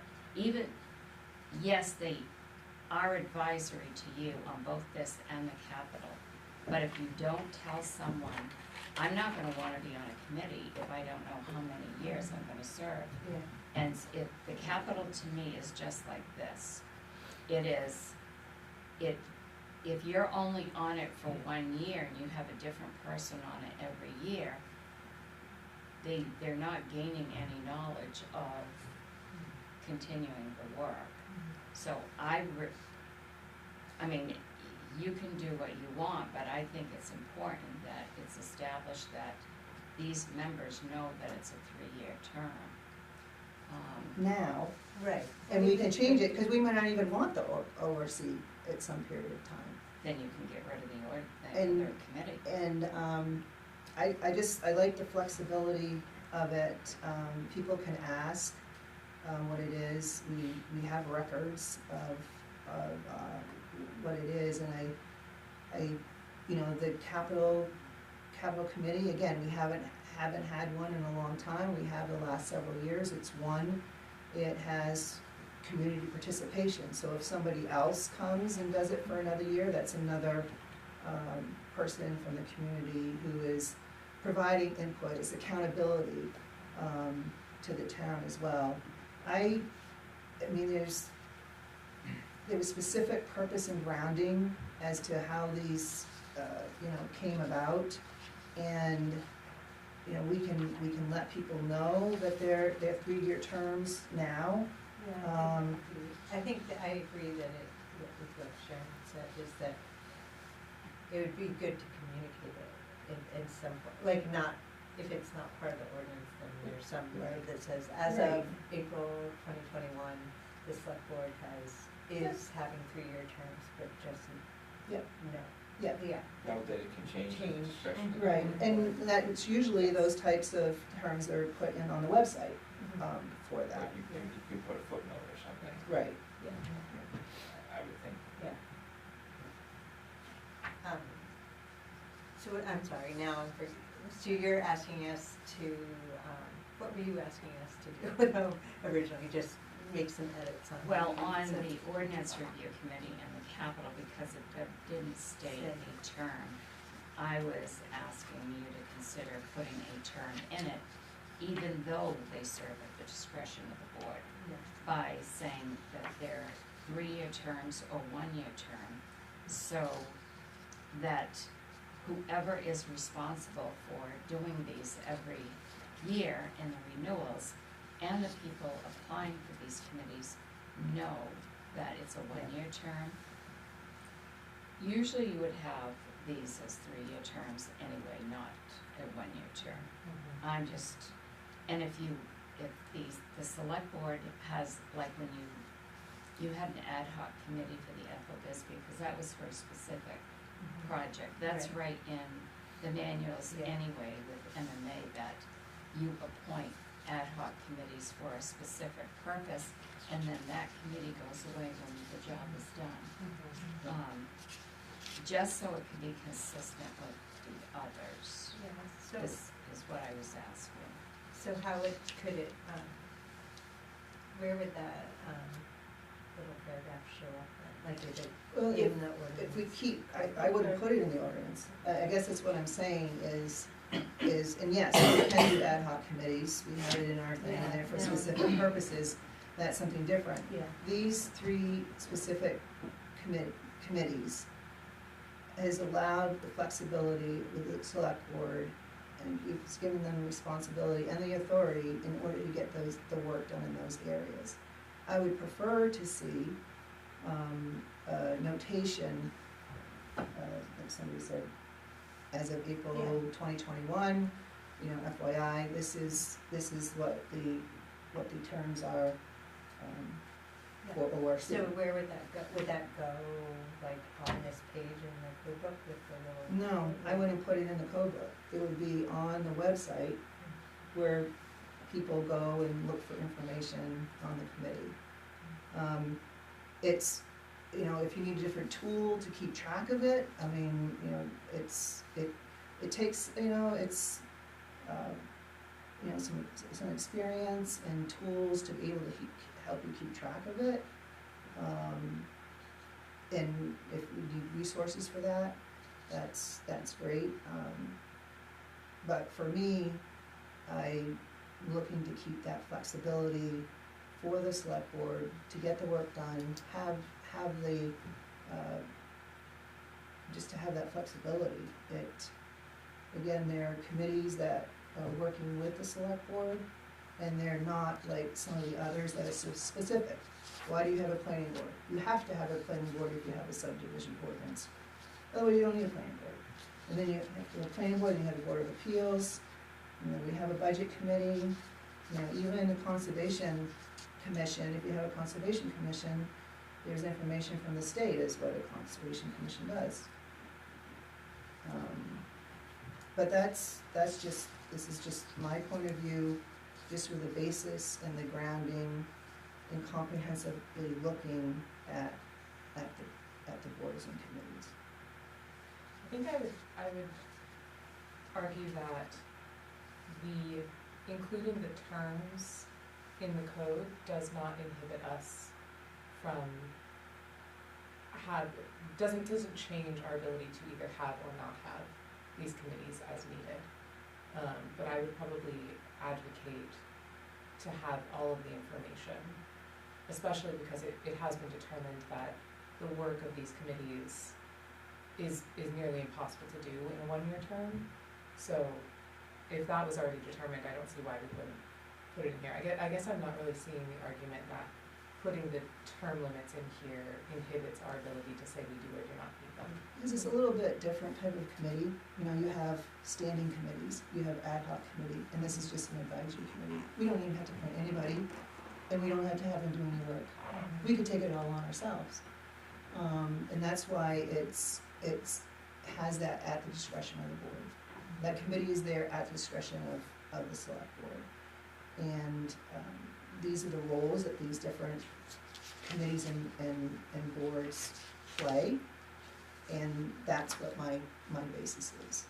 If it's helpful for somebody looking at it and wants to know what to serve, we have information on the website, so we used to have information on the website that would say when they're meeting, what time they're meeting, and their minutes. Heck, we used to have the different committees, agendas, and minutes posted as well. So that would give you more information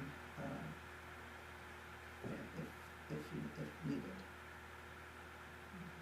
I don't think it's fair to the select board to put the burden of these committees to the select board, as far as doing the work. And as far as the time frame, from experience, I think we need to have a time frame for the membership. Because a year is, we know that a year is not gonna work, so why wouldn't we just say that it's gonna be a 3-year term? We do. No, we don't. There's We no- do. We don't say it in the code, but we do say it's a 3-year term. Well, I don't see it. I don't see it. The code, I think that if you're gonna have a code, each of the codes for each of the committees and boards need to have consistent information. And it needs to say, I won't say it anymore, but it needs to say the terms of it. And as far as that TV committee, I would recommend that you get rid of it because it's not used. It isn't something that's needed. Right. And if you need it, then form an ad hoc committee. Right, I agree with that. It hasn't been used and it hasn't been used in years, and I don't foresee it being used, but I would organize the boards and committee and maybe organize the titles here. That was the other thing too that I noticed. In the code book where it lists the titles, it doesn't actually match the code name. Yeah. Tracy and I noticed that. That name needs to match this and one or the other that list needs to change Actually, so that they're both the same. yeah, whatever is in here, in fact, I would now change the airport authority to the airport board or airport Yeah, commission. that was one of them. You could have that type of a thing. And as far as organization of it,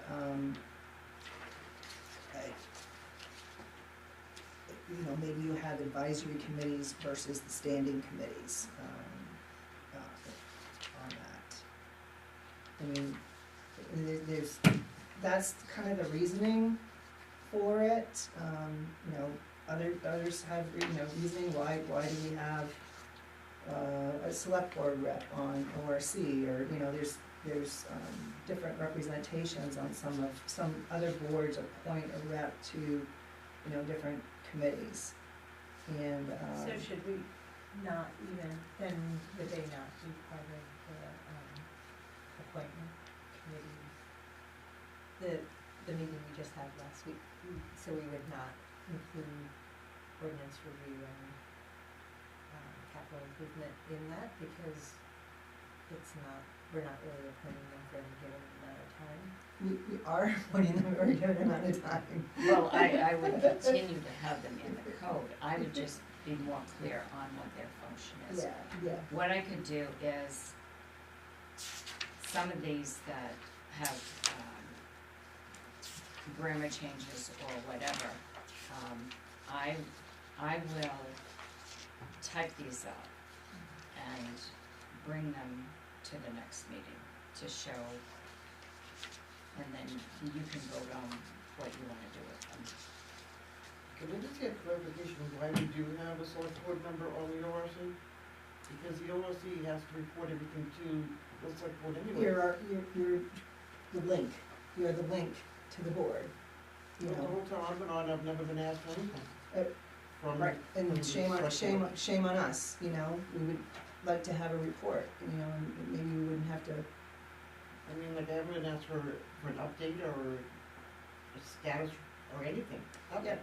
and That's that, why I'm questioning it, is like, why do we have to have a select board member on the board when everything has to come through the select board for what they do, what they think, what they want? I mean, everything. and you're right, we can improve on that.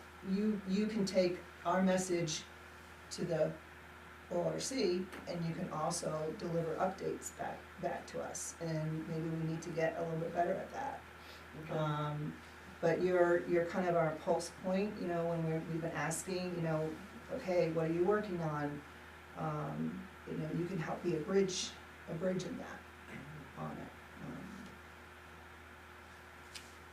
I think, sorry, I'm still confused when you say we are appointing, because like you just said earlier that we can use them or not if they're at our discretion. So if we're appointing somebody for a year or 3 years. I think the way I understand it is, what, in 2021, the select board said, well, it's more, almost an informal statement, that we recognize that you want unofficial terms, so we'll do it on a 3-year basis, but we're not gonna make it official because we don't wanna give up our authority to, you know, change somebody that we don't like, essentially, or change somebody that's not working. Or change out, back to whatever. doing it one year, or not Yeah. even using the committee. Right, for so that's the 3 way years. I'm understanding it, it's almost an informal term that they Right, impose. but that's not really fair to somebody who is appointed, say, for 3 years, and then next year we decide, oh, we don't really wanna use that committee. I mean, that's, in theory, that could happen, if we were like, okay, no, we're not gonna use the ORC, but they are put on at our discretion, and in 2021, we said, our discretion is 3-year terms, and we stagger them so that they're now on 3-year terms. Well, I feel like that has to be said officially somewhere, because, I don't know, that's the first time I've heard of this in the 3 years I've been here, that happened in 2021. And we have work to do on that. I mean, we've had changeover, we've had to re-establish our institutional knowledge. And, I mean, I've worked with this since 2022, and to be honest, annually, I've tried to help. It hasn't been right. So, we, you know, tried to help in part institutional knowledge, because of turnover and such, we just haven't had institutional knowledge. And if we were in a perfect world, where the clerk is the steward of all of our ordinances, and kind of the captain of the committees, and in a perfect world, Tracy would have been able to look up okay, this is what it is. But I don't believe that information has been carried forward. Right, so then shouldn't it be placed in the ordinance? Sorry, I feel like I'm going I down the think road. I think we're using the ordinance as a crutch, to be honest. And, I mean, again, I'm only one vote. It allows the flexibility, and I'm becoming a broken record. And if there's other pieces that we need to be able to implement, this, then, you know, I'm all for it. What I would like to add to that is with what you just said, is to take any select board member out of this process of these committees, because I've never seen it done this way before. Having an ordinance review committee is an advisory committee to the board, just like another town having a policy committee. They're advisory to the board. If that language were in here on both this and the capital, that they're advisory committees to the board, and not say they serve at the pleasure of the board, then you would also list in the ordinance that it is a 3-year term. And that way, whoever is the clerk, if the position changes every year, when the clerk looks at the ordinance, which is what you're supposed to go by anyway, the clerk will see it is a 3-year term. It is an advisory, but it's written actually in the ordinance. The select board member, no select board member should be doing the work of the clerks. And that would take any select board member out of doing this. This would be, the information would be here, and it would be clear for the clerk to know what all these positions are, and the clerk would do the job and submit all that work to the board. Right, and I think you're saying that I was in the middle of the clerk work. I have only assisted the clerks with institutional knowledge for them to have a program to go forward. And what I'm saying is there is a program to go forward. And you know, I even submitted just, you know, to you, just here's what the institutional knowledge is. And this is what it is, where it came from, and you expressed to me that it was the same that was you know, on the agenda.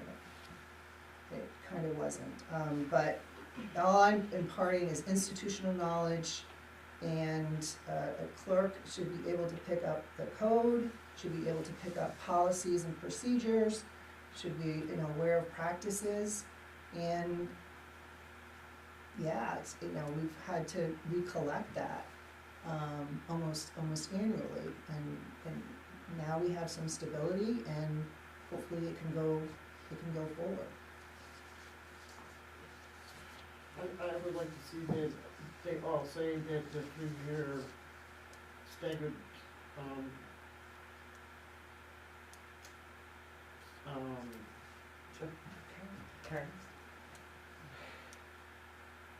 terms.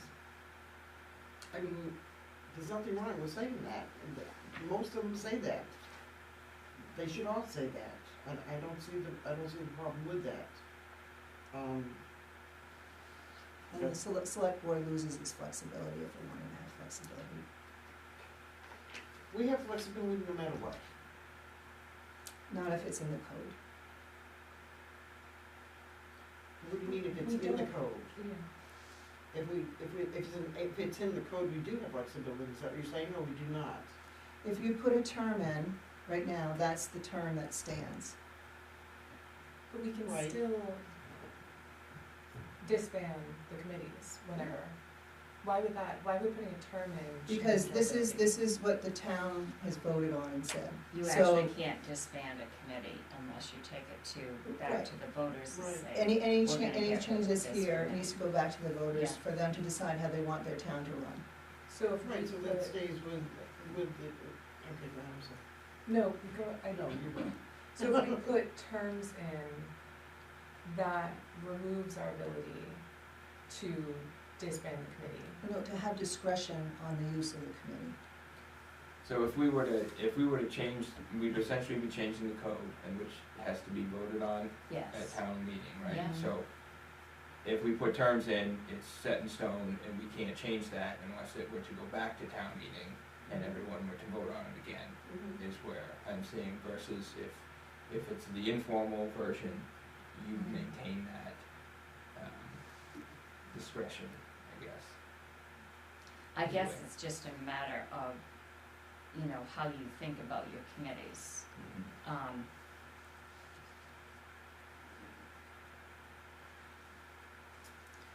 Well, I think maybe we can think about it, and if you wanted to continue with a proposal, then we can look at it again.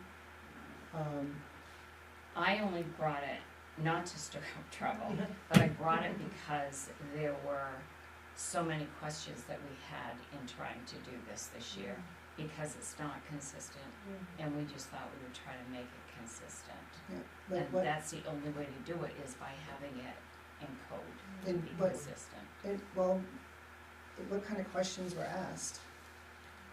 What is the term? Yeah, There's we no didn't- term. We didn't know when we voted for Jim, we were like, well, you Yeah. maybe Right, one so- or three, so that felt. And I was being kind, because that was one of the pieces that I had in here, that it's a one-year term. It's been in practice, for years, and But so that's- this is a continuation of, the base work to assist with this process. So this, for the last 3 years, I've put pieces together to make sure for the continuity and institutional knowledge. And we've had for the capital improvement, our latest practice, at least since about 2022, has been a one-year term. Is that something you could send to us so we can get up to date on the work that's been done there? Yeah, well, this is this year's, yeah, so, but it's been in conjunction, it's been a collaboration to make sure that institutional knowledge is there. But I mean, sorry, like, if we, like, now we all know that something happened in 2021, but like, if it's not written down, how, if we're not on the board next year and Tracy decides, like, all that, you know, knowledge is always gonna, it's never gonna, it's always changing in this business, So the because we're all knowledge, the changing. knowledge is, and it got lost in the Right. process, So how every do we- vote that we take Yeah. is recorded, is memorialized, and that action, apparently isn't in the files, of where this stuff is, you know, the stewardship of it. It's just like any of the votes that we took today. But I guess how would you know if you're, like, know to look for that, I guess is. Well, it comes with it, and, you know, we've had a lot of turnover, not a lot of institutional knowledge, and we've, over the last several years, have had to reconstruct that every year. But it does feel like it would be good to have, like, term, like, how long people will be on, what's it? It allows all select board members, if it's in the code, then all select board members know how it is.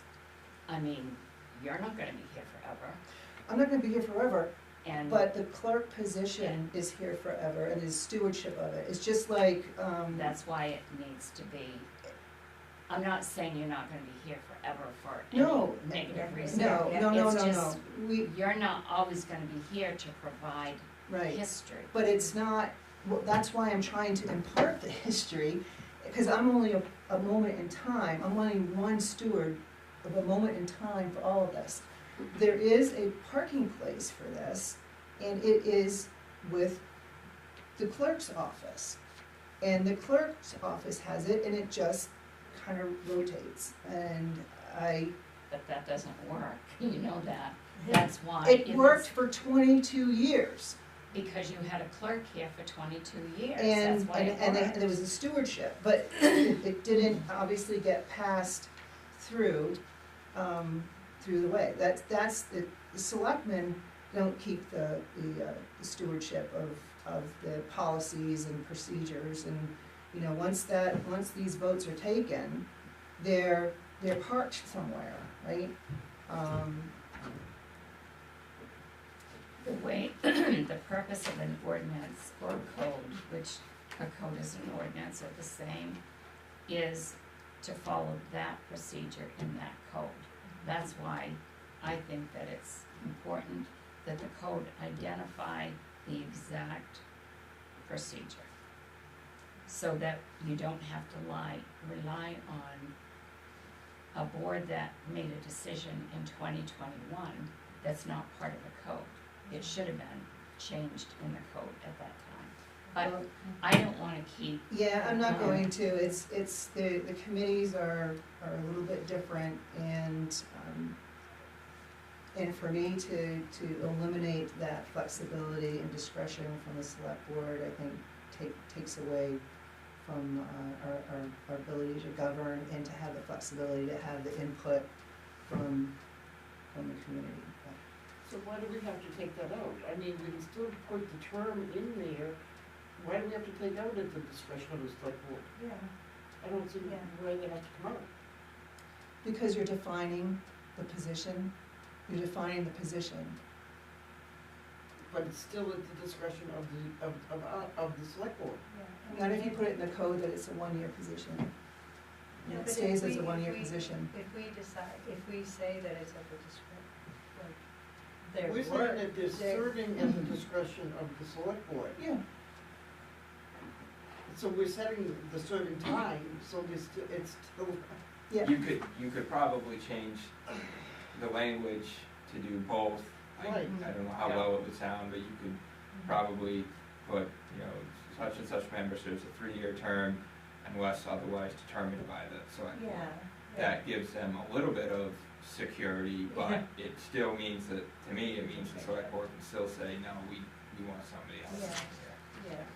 I don't know, it's It- probably not necessary, but. And maybe that's the compromise, and maybe that's the compromise in it. It still means that it doesn't, excuse is not the right word. It doesn't excuse that, again, when any one of us are gone, that this is depository somewhere. Well, it says it Yeah. Andy, repeat what you just said. I said, a term may be served, 3 years, so-and-so, you know, whatever the position is, capital improvement position, to be served a 3-year term unless otherwise, you know, determined by the select board. It's probably better, I think I said it better. I like that. Yeah, actually. yeah. So, to me, the purpose of that is to give them some idea, okay, I'm gonna serve a 3-year term, but if I don't show up to meetings, or if I move out of town, something No, happens. that's already our That's- prerogative. These appointments are like hiring, right? That's why we can have an executive session. When you make an appointment, it's on the same protocol Right, as hiring somebody. So we already have that prerogative. But what I see what you're saying is it's a 3-year term unless on April 2021, the select board said it's a 1-year term. So again, we still need, it still needs to be that depository, and it's been in the town clerk's office. And just because we've had the turnover, and nobody knew about, you know, April 2021, it doesn't excuse the fact that it does exist. And I understand, I'm trying to wanna make it easier, but there's still gonna have to be that ownership and that history kept in that capacity. So we'll see what changes for next week. I We'll see mean, what changes for next week. whatever we decide is gonna be dated June of 2026. For that time, right, Right. And then if you go and- Whatever changes we make. right, but So- if we use our discretion and change it, right? Because if we have that option, which is the option now, then it's gonna be recorded in minutes. And you still have to keep track of the minutes. But nobody does, nobody goes back to minutes, they go to the ordinance or to the policy. I That's So what, the ordinance can then be changed, like if they change it to, if a future select board changes it to a one-year term for a year, then they may go back and change the ordinance. Well, they can't, the town people do. You have to go back. You have to go back and do it. They would propose Yeah, a change, yeah, yeah. similar to how. if it's written the way Yeah, Andy just yeah. said, the selectmen have the flexibility to change from a 3-year term at the end of that 3-year term to a 1-year term. But they have that now. Right. We have it Right, now. But it's not way out. And you're gonna have the same problem if they change it. Because anytime, if at your discretion, it's gonna be in policy or it's gonna be in the meeting minutes. So it's still, a process still needs to take ownership, no matter if we change it or not. There needs to be that depository and that stewardship. And I think this creates like the breadcrumbs, the clear breadcrumbs of changing it and making it clear how that might be changed in the future. And the ordinance will say revised on June 2026. Right, for then, and if it's the terminology, which seems to be a compromise, then we can change, it'd be our discretion to change the term. I'm just saying, we're not gonna go back to the town because they've already given us the authority to change the term. That's still gonna have to be captured and memorialized, and most likely that would be through minutes. So anything that we do still needs that process and stewardship and ownership. That's all I'm saying. So why are you saying it's not going back to the town? Because if they already give us discretion, if it's, this at-large member position is a 3-year term unless, select board uses their discretion, right? Something like that. If we decide, or a future board decides, that they use their discretion and change the term, the town has already given them that authority, and they just act on it, and they take a vote. That's how we perform, that's how we act, is by taking a vote, and votes are memorialized through minutes. So, it's, the minutes are still gonna have to be recognized. But we have to go to the town to change ordinances. I don't know why you said it wouldn't go back to the town. Because it's an either-or situation, right? If we change it to this compromised piece, it's a 3-year term, Right, unless, change at the discretion of the board. right. So the town already gave the board the authority to change it. So when they change it, our action as a board would be as a vote. Right. So that means that any year, the select board, every year going forward, can change whether it's gonna be 1 or 3 years. And so that action needs to be memorialized somewhere. So that's what I'm saying. So like in 3 years from now, if somebody were to look at that and say, well, it says a 3-year term unless otherwise, altered by the select board or whatever, somebody would have to say, go to the town clerk and say, well, has it been changed? And the town clerk would have to say, yes, it has, or no, it hasn't. If no, it hasn't, then it's still a 3-year term, and you just move forward. If yes, it has, then you would have to go to wherever it was written down. You're still in the same position. I mean, I like the idea of explaining it on the website where all the other information is about, or used to be, I haven't looked at it lately, about committees. It gives you a little bit more detail about them, how often they meet, when they meet, and, this is the term. But I think we've hit all sides all the way I was around. just gonna say, what are we gonna do with this? I What mean, we're doing is, Sharon's gonna take it back and put up what she's, proposing, and then we'll take a look at it. Okay. But budget committee piece, that piece just gets changed right away. It changed that conduct to, conducts to conduct, and it changed the 9. And at the same time, there's the others. There was another one, but, I don't know if that's changed in the code book. No, we're working on it, Courtney's working with the code company right now to get that changed. Great, thank you. Okay, we'll move on here. Speaking of ordinance review, 10L, action to appoint one select board member to the ordinance review committee.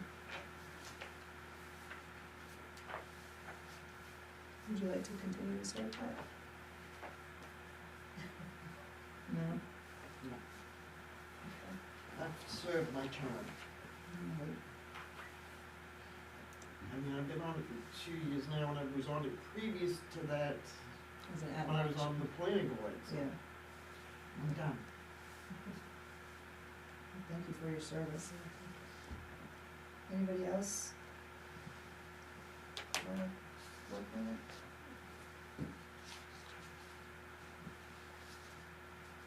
Wanna think about it? If nobody else wants it, I'll think about it, I guess, but I hate codes too myself, but ordinances. It does, yeah, it meets earlier too, they meet at 5:30. Yeah, so that would be hard. My spouse is on it, so Yeah. I don't want to be on it. Birch is on it, and she's my Oh, spouse, right. so What is it? it's, that'd be good for our relationship. You wanna, we can appoint you and then you can, yep. Well, Pat brings up a good time, I don't know, when do they meet? Are they Wednesdays? Tuesday, second and fourth Tuesday, 5:30 to basically 7:30. Want me to put it back on the next agenda? Yeah, put it back on the next agenda. Continue discussion? Yeah, Okay. thank you. And that would just be for that year, a year, right? Year, right? It's traditionally are, some people might repeat like Pat did. It is hard to stay on it for just 1 year and just go in every year and not know what's really going on. Yeah. But thank you for serving, and, I mean, you brought up some good points, which we might need to, address as we try to learn what exactly is being worked on, the process, we had the forums. As we go through that, it's good to I keep just them don't- learning. I just don't feel that they need to be micromanaged as much as it seems that you want to do. I really don't. I don't see that needing to be done.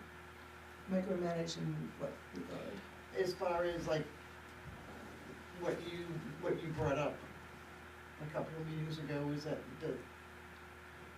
you want to know what they're working on, okay, I can understand, I mean, what they wanna work on.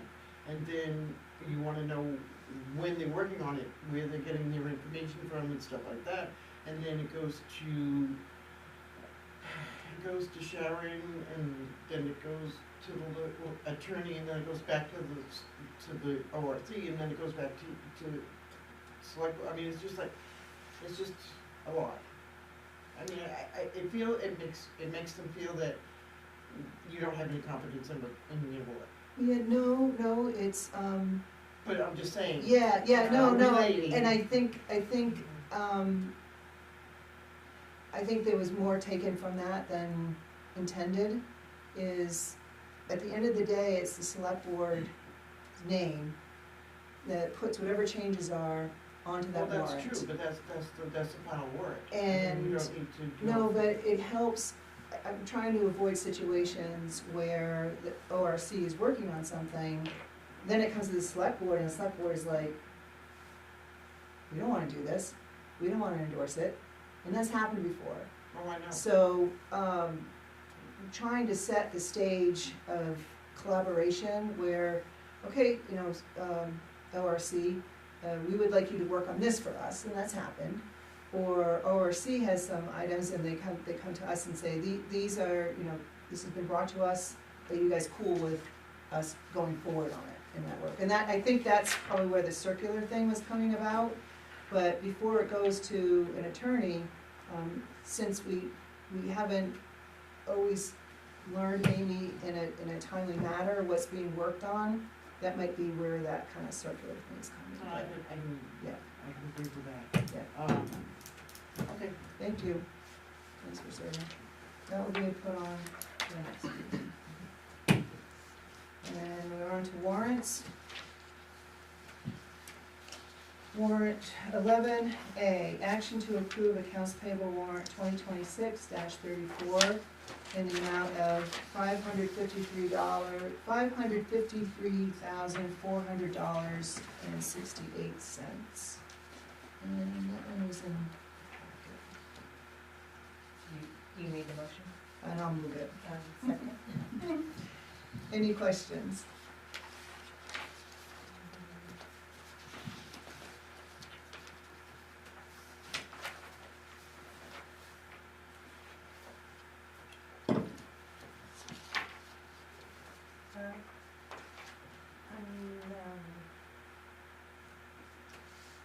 Page 3, I think it says, so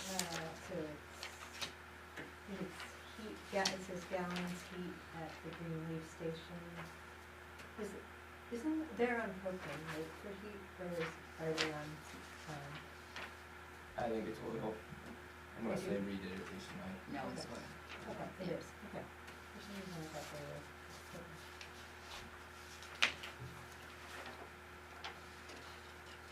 Any other questions? I'll just make a comment. In this warrant is our January coverage for Oxford County Patrol. And just as a reminder that it's 2026, the calendar year is the fiscal year for the county. And in their budget, they put the budget number that we have for our municipal year, which is July to June. And so we annually look for them to give the cost allocation in July. But I would just put as a reminder, when we get to that time, that hopefully we see from them the latter 6 months or our first 6 months, that it's at the same rate. That was one of the arguments that we're saying, they increased the rate even though their budget called for the same budget. And also, you know, you learn something new every day going through that budget process. There is undesignated wages put in their budget, and learn that line item is for any wages to pay for wages that have been negotiated. You know, like the deputy's contract was extended for a year, so it will be another negotiation for their contract. And if those wages go up per the contract, those undesignated, they take that from the undesignated wages. So that was good to learn. Probably tipped the hand to the to the other side, but so we are already paying taxes on any increased wages. Just as a FYI, as to when we get to that point, and we'll see what they prepare for us. It's still in that matter. It's you know, trying to have the commissioners, you know, see that you know, when you have these arrangements with, we're already a tax-paying town. We're not like any other vendor that, you know, you put it out to bid and this is what the number is. We're also a tax paying vendor. That's all. Any other questions? So we're looking for the next bill to see whether it's higher than this, or lower? July 1st, Right now till July yes. first. And then just sharing now for when we get there. If there are no other questions, all those in favor? And the motion passes unanimous. Thank you. The second one is action to approve accounts payable warrant 2026-36 in the amount of $96,090.08. And I'll move that. Any questions? Sure, I'll second it. Thank you. Thank you for the cover, yeah.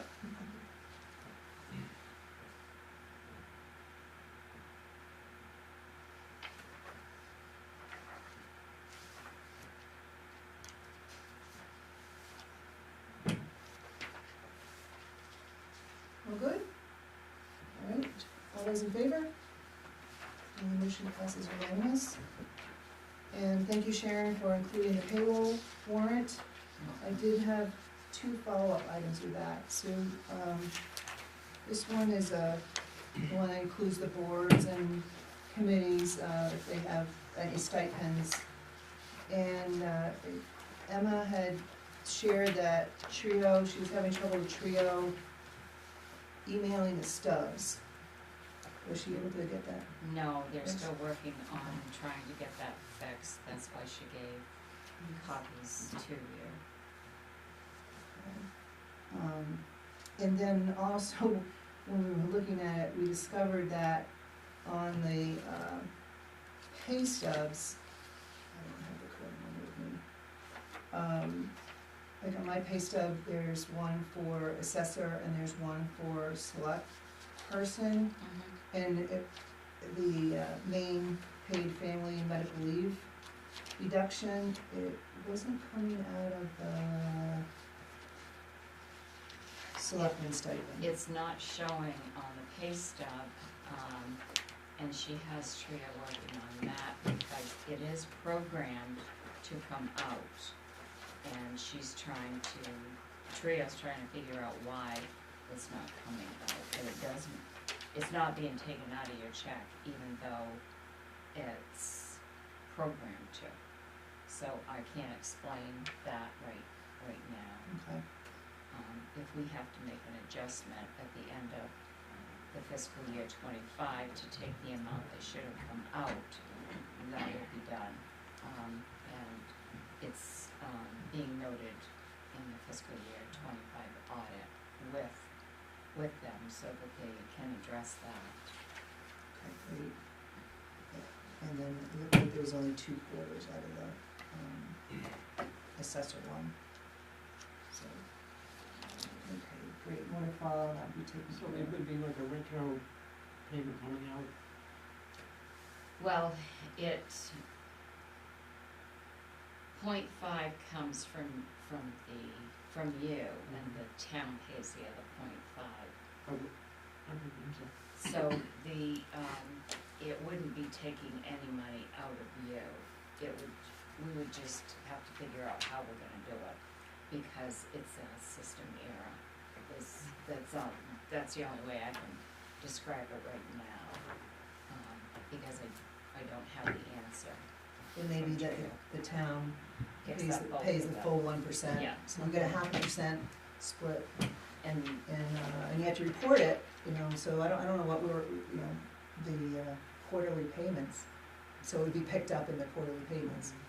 And the way that it's reported when we do the quarterly payments is, it's based on the total of that payroll. So even though it's not showing that it's coming out of your check, the way we looked at it was, it is being paid into the state, but we have to account for it. The employers, Yes, so that's Right. what we're looking at trying to fix. okay, thank you. And that brings us to select board items. Anybody have any items? I don't.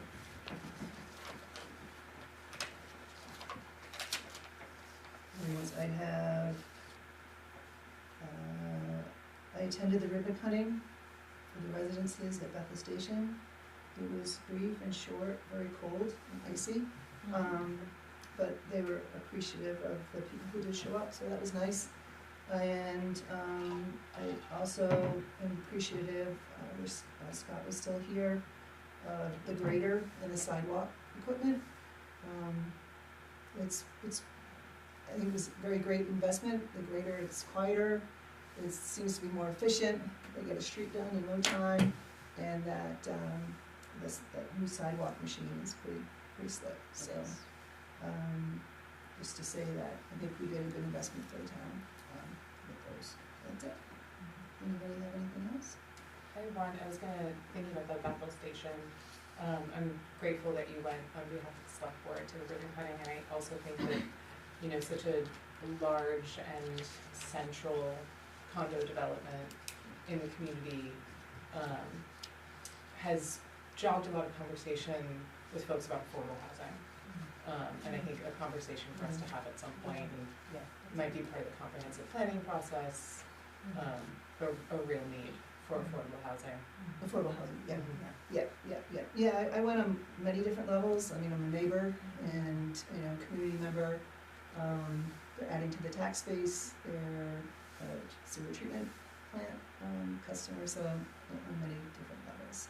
And speaking of affordable housing, future agenda items, there are some LDs that look to address it, and I think we can bring those forward to us. Some of them we may not want to address this year, but they do have a time lapse on it, because they're still kind of working the rules and see how it works. But I think that's an agenda item, you know, with some of the tools that we have to talk about. There were some resources released recently about ADUs, accessory dwelling units. And like where they can be put, and there's some really good mapping tools. I can share it with the rest of the board. I was looking at, if you put your address in, they pull in recommendations for ADUs on your property, and thinking about how setbacks, how it might apply, different like construction, so it might be something for us to think about supporting folks who might want to put ADUs on their property. And our I think code there's does. legislation recently too about ADUs. Yeah. Restricting what restricting, prohibiting them, I think, is kind of what I can have, so. Yeah, right, and there was one reiteration that we were able to get in, not this year, but the year before, that addresses, you know, kind of the densities and such, and then that LD something 28, it proposes, putting even more performance standards, and that's the one to talk about, because it also, you know, puts some mandates in without funding the mandates for towns, and it does put a time limit on it to 27, and I'm seeing that's what some towns, including Uri, they're waiting to do it until the last possible minute in case there's any rule changes and stuff. But definitely to speak about, and our code does address those types of units, and it'll be kind of fun to see another committee. Any other comments? I make a motion, we adjourn? I'll second. All those in favor? Thank you.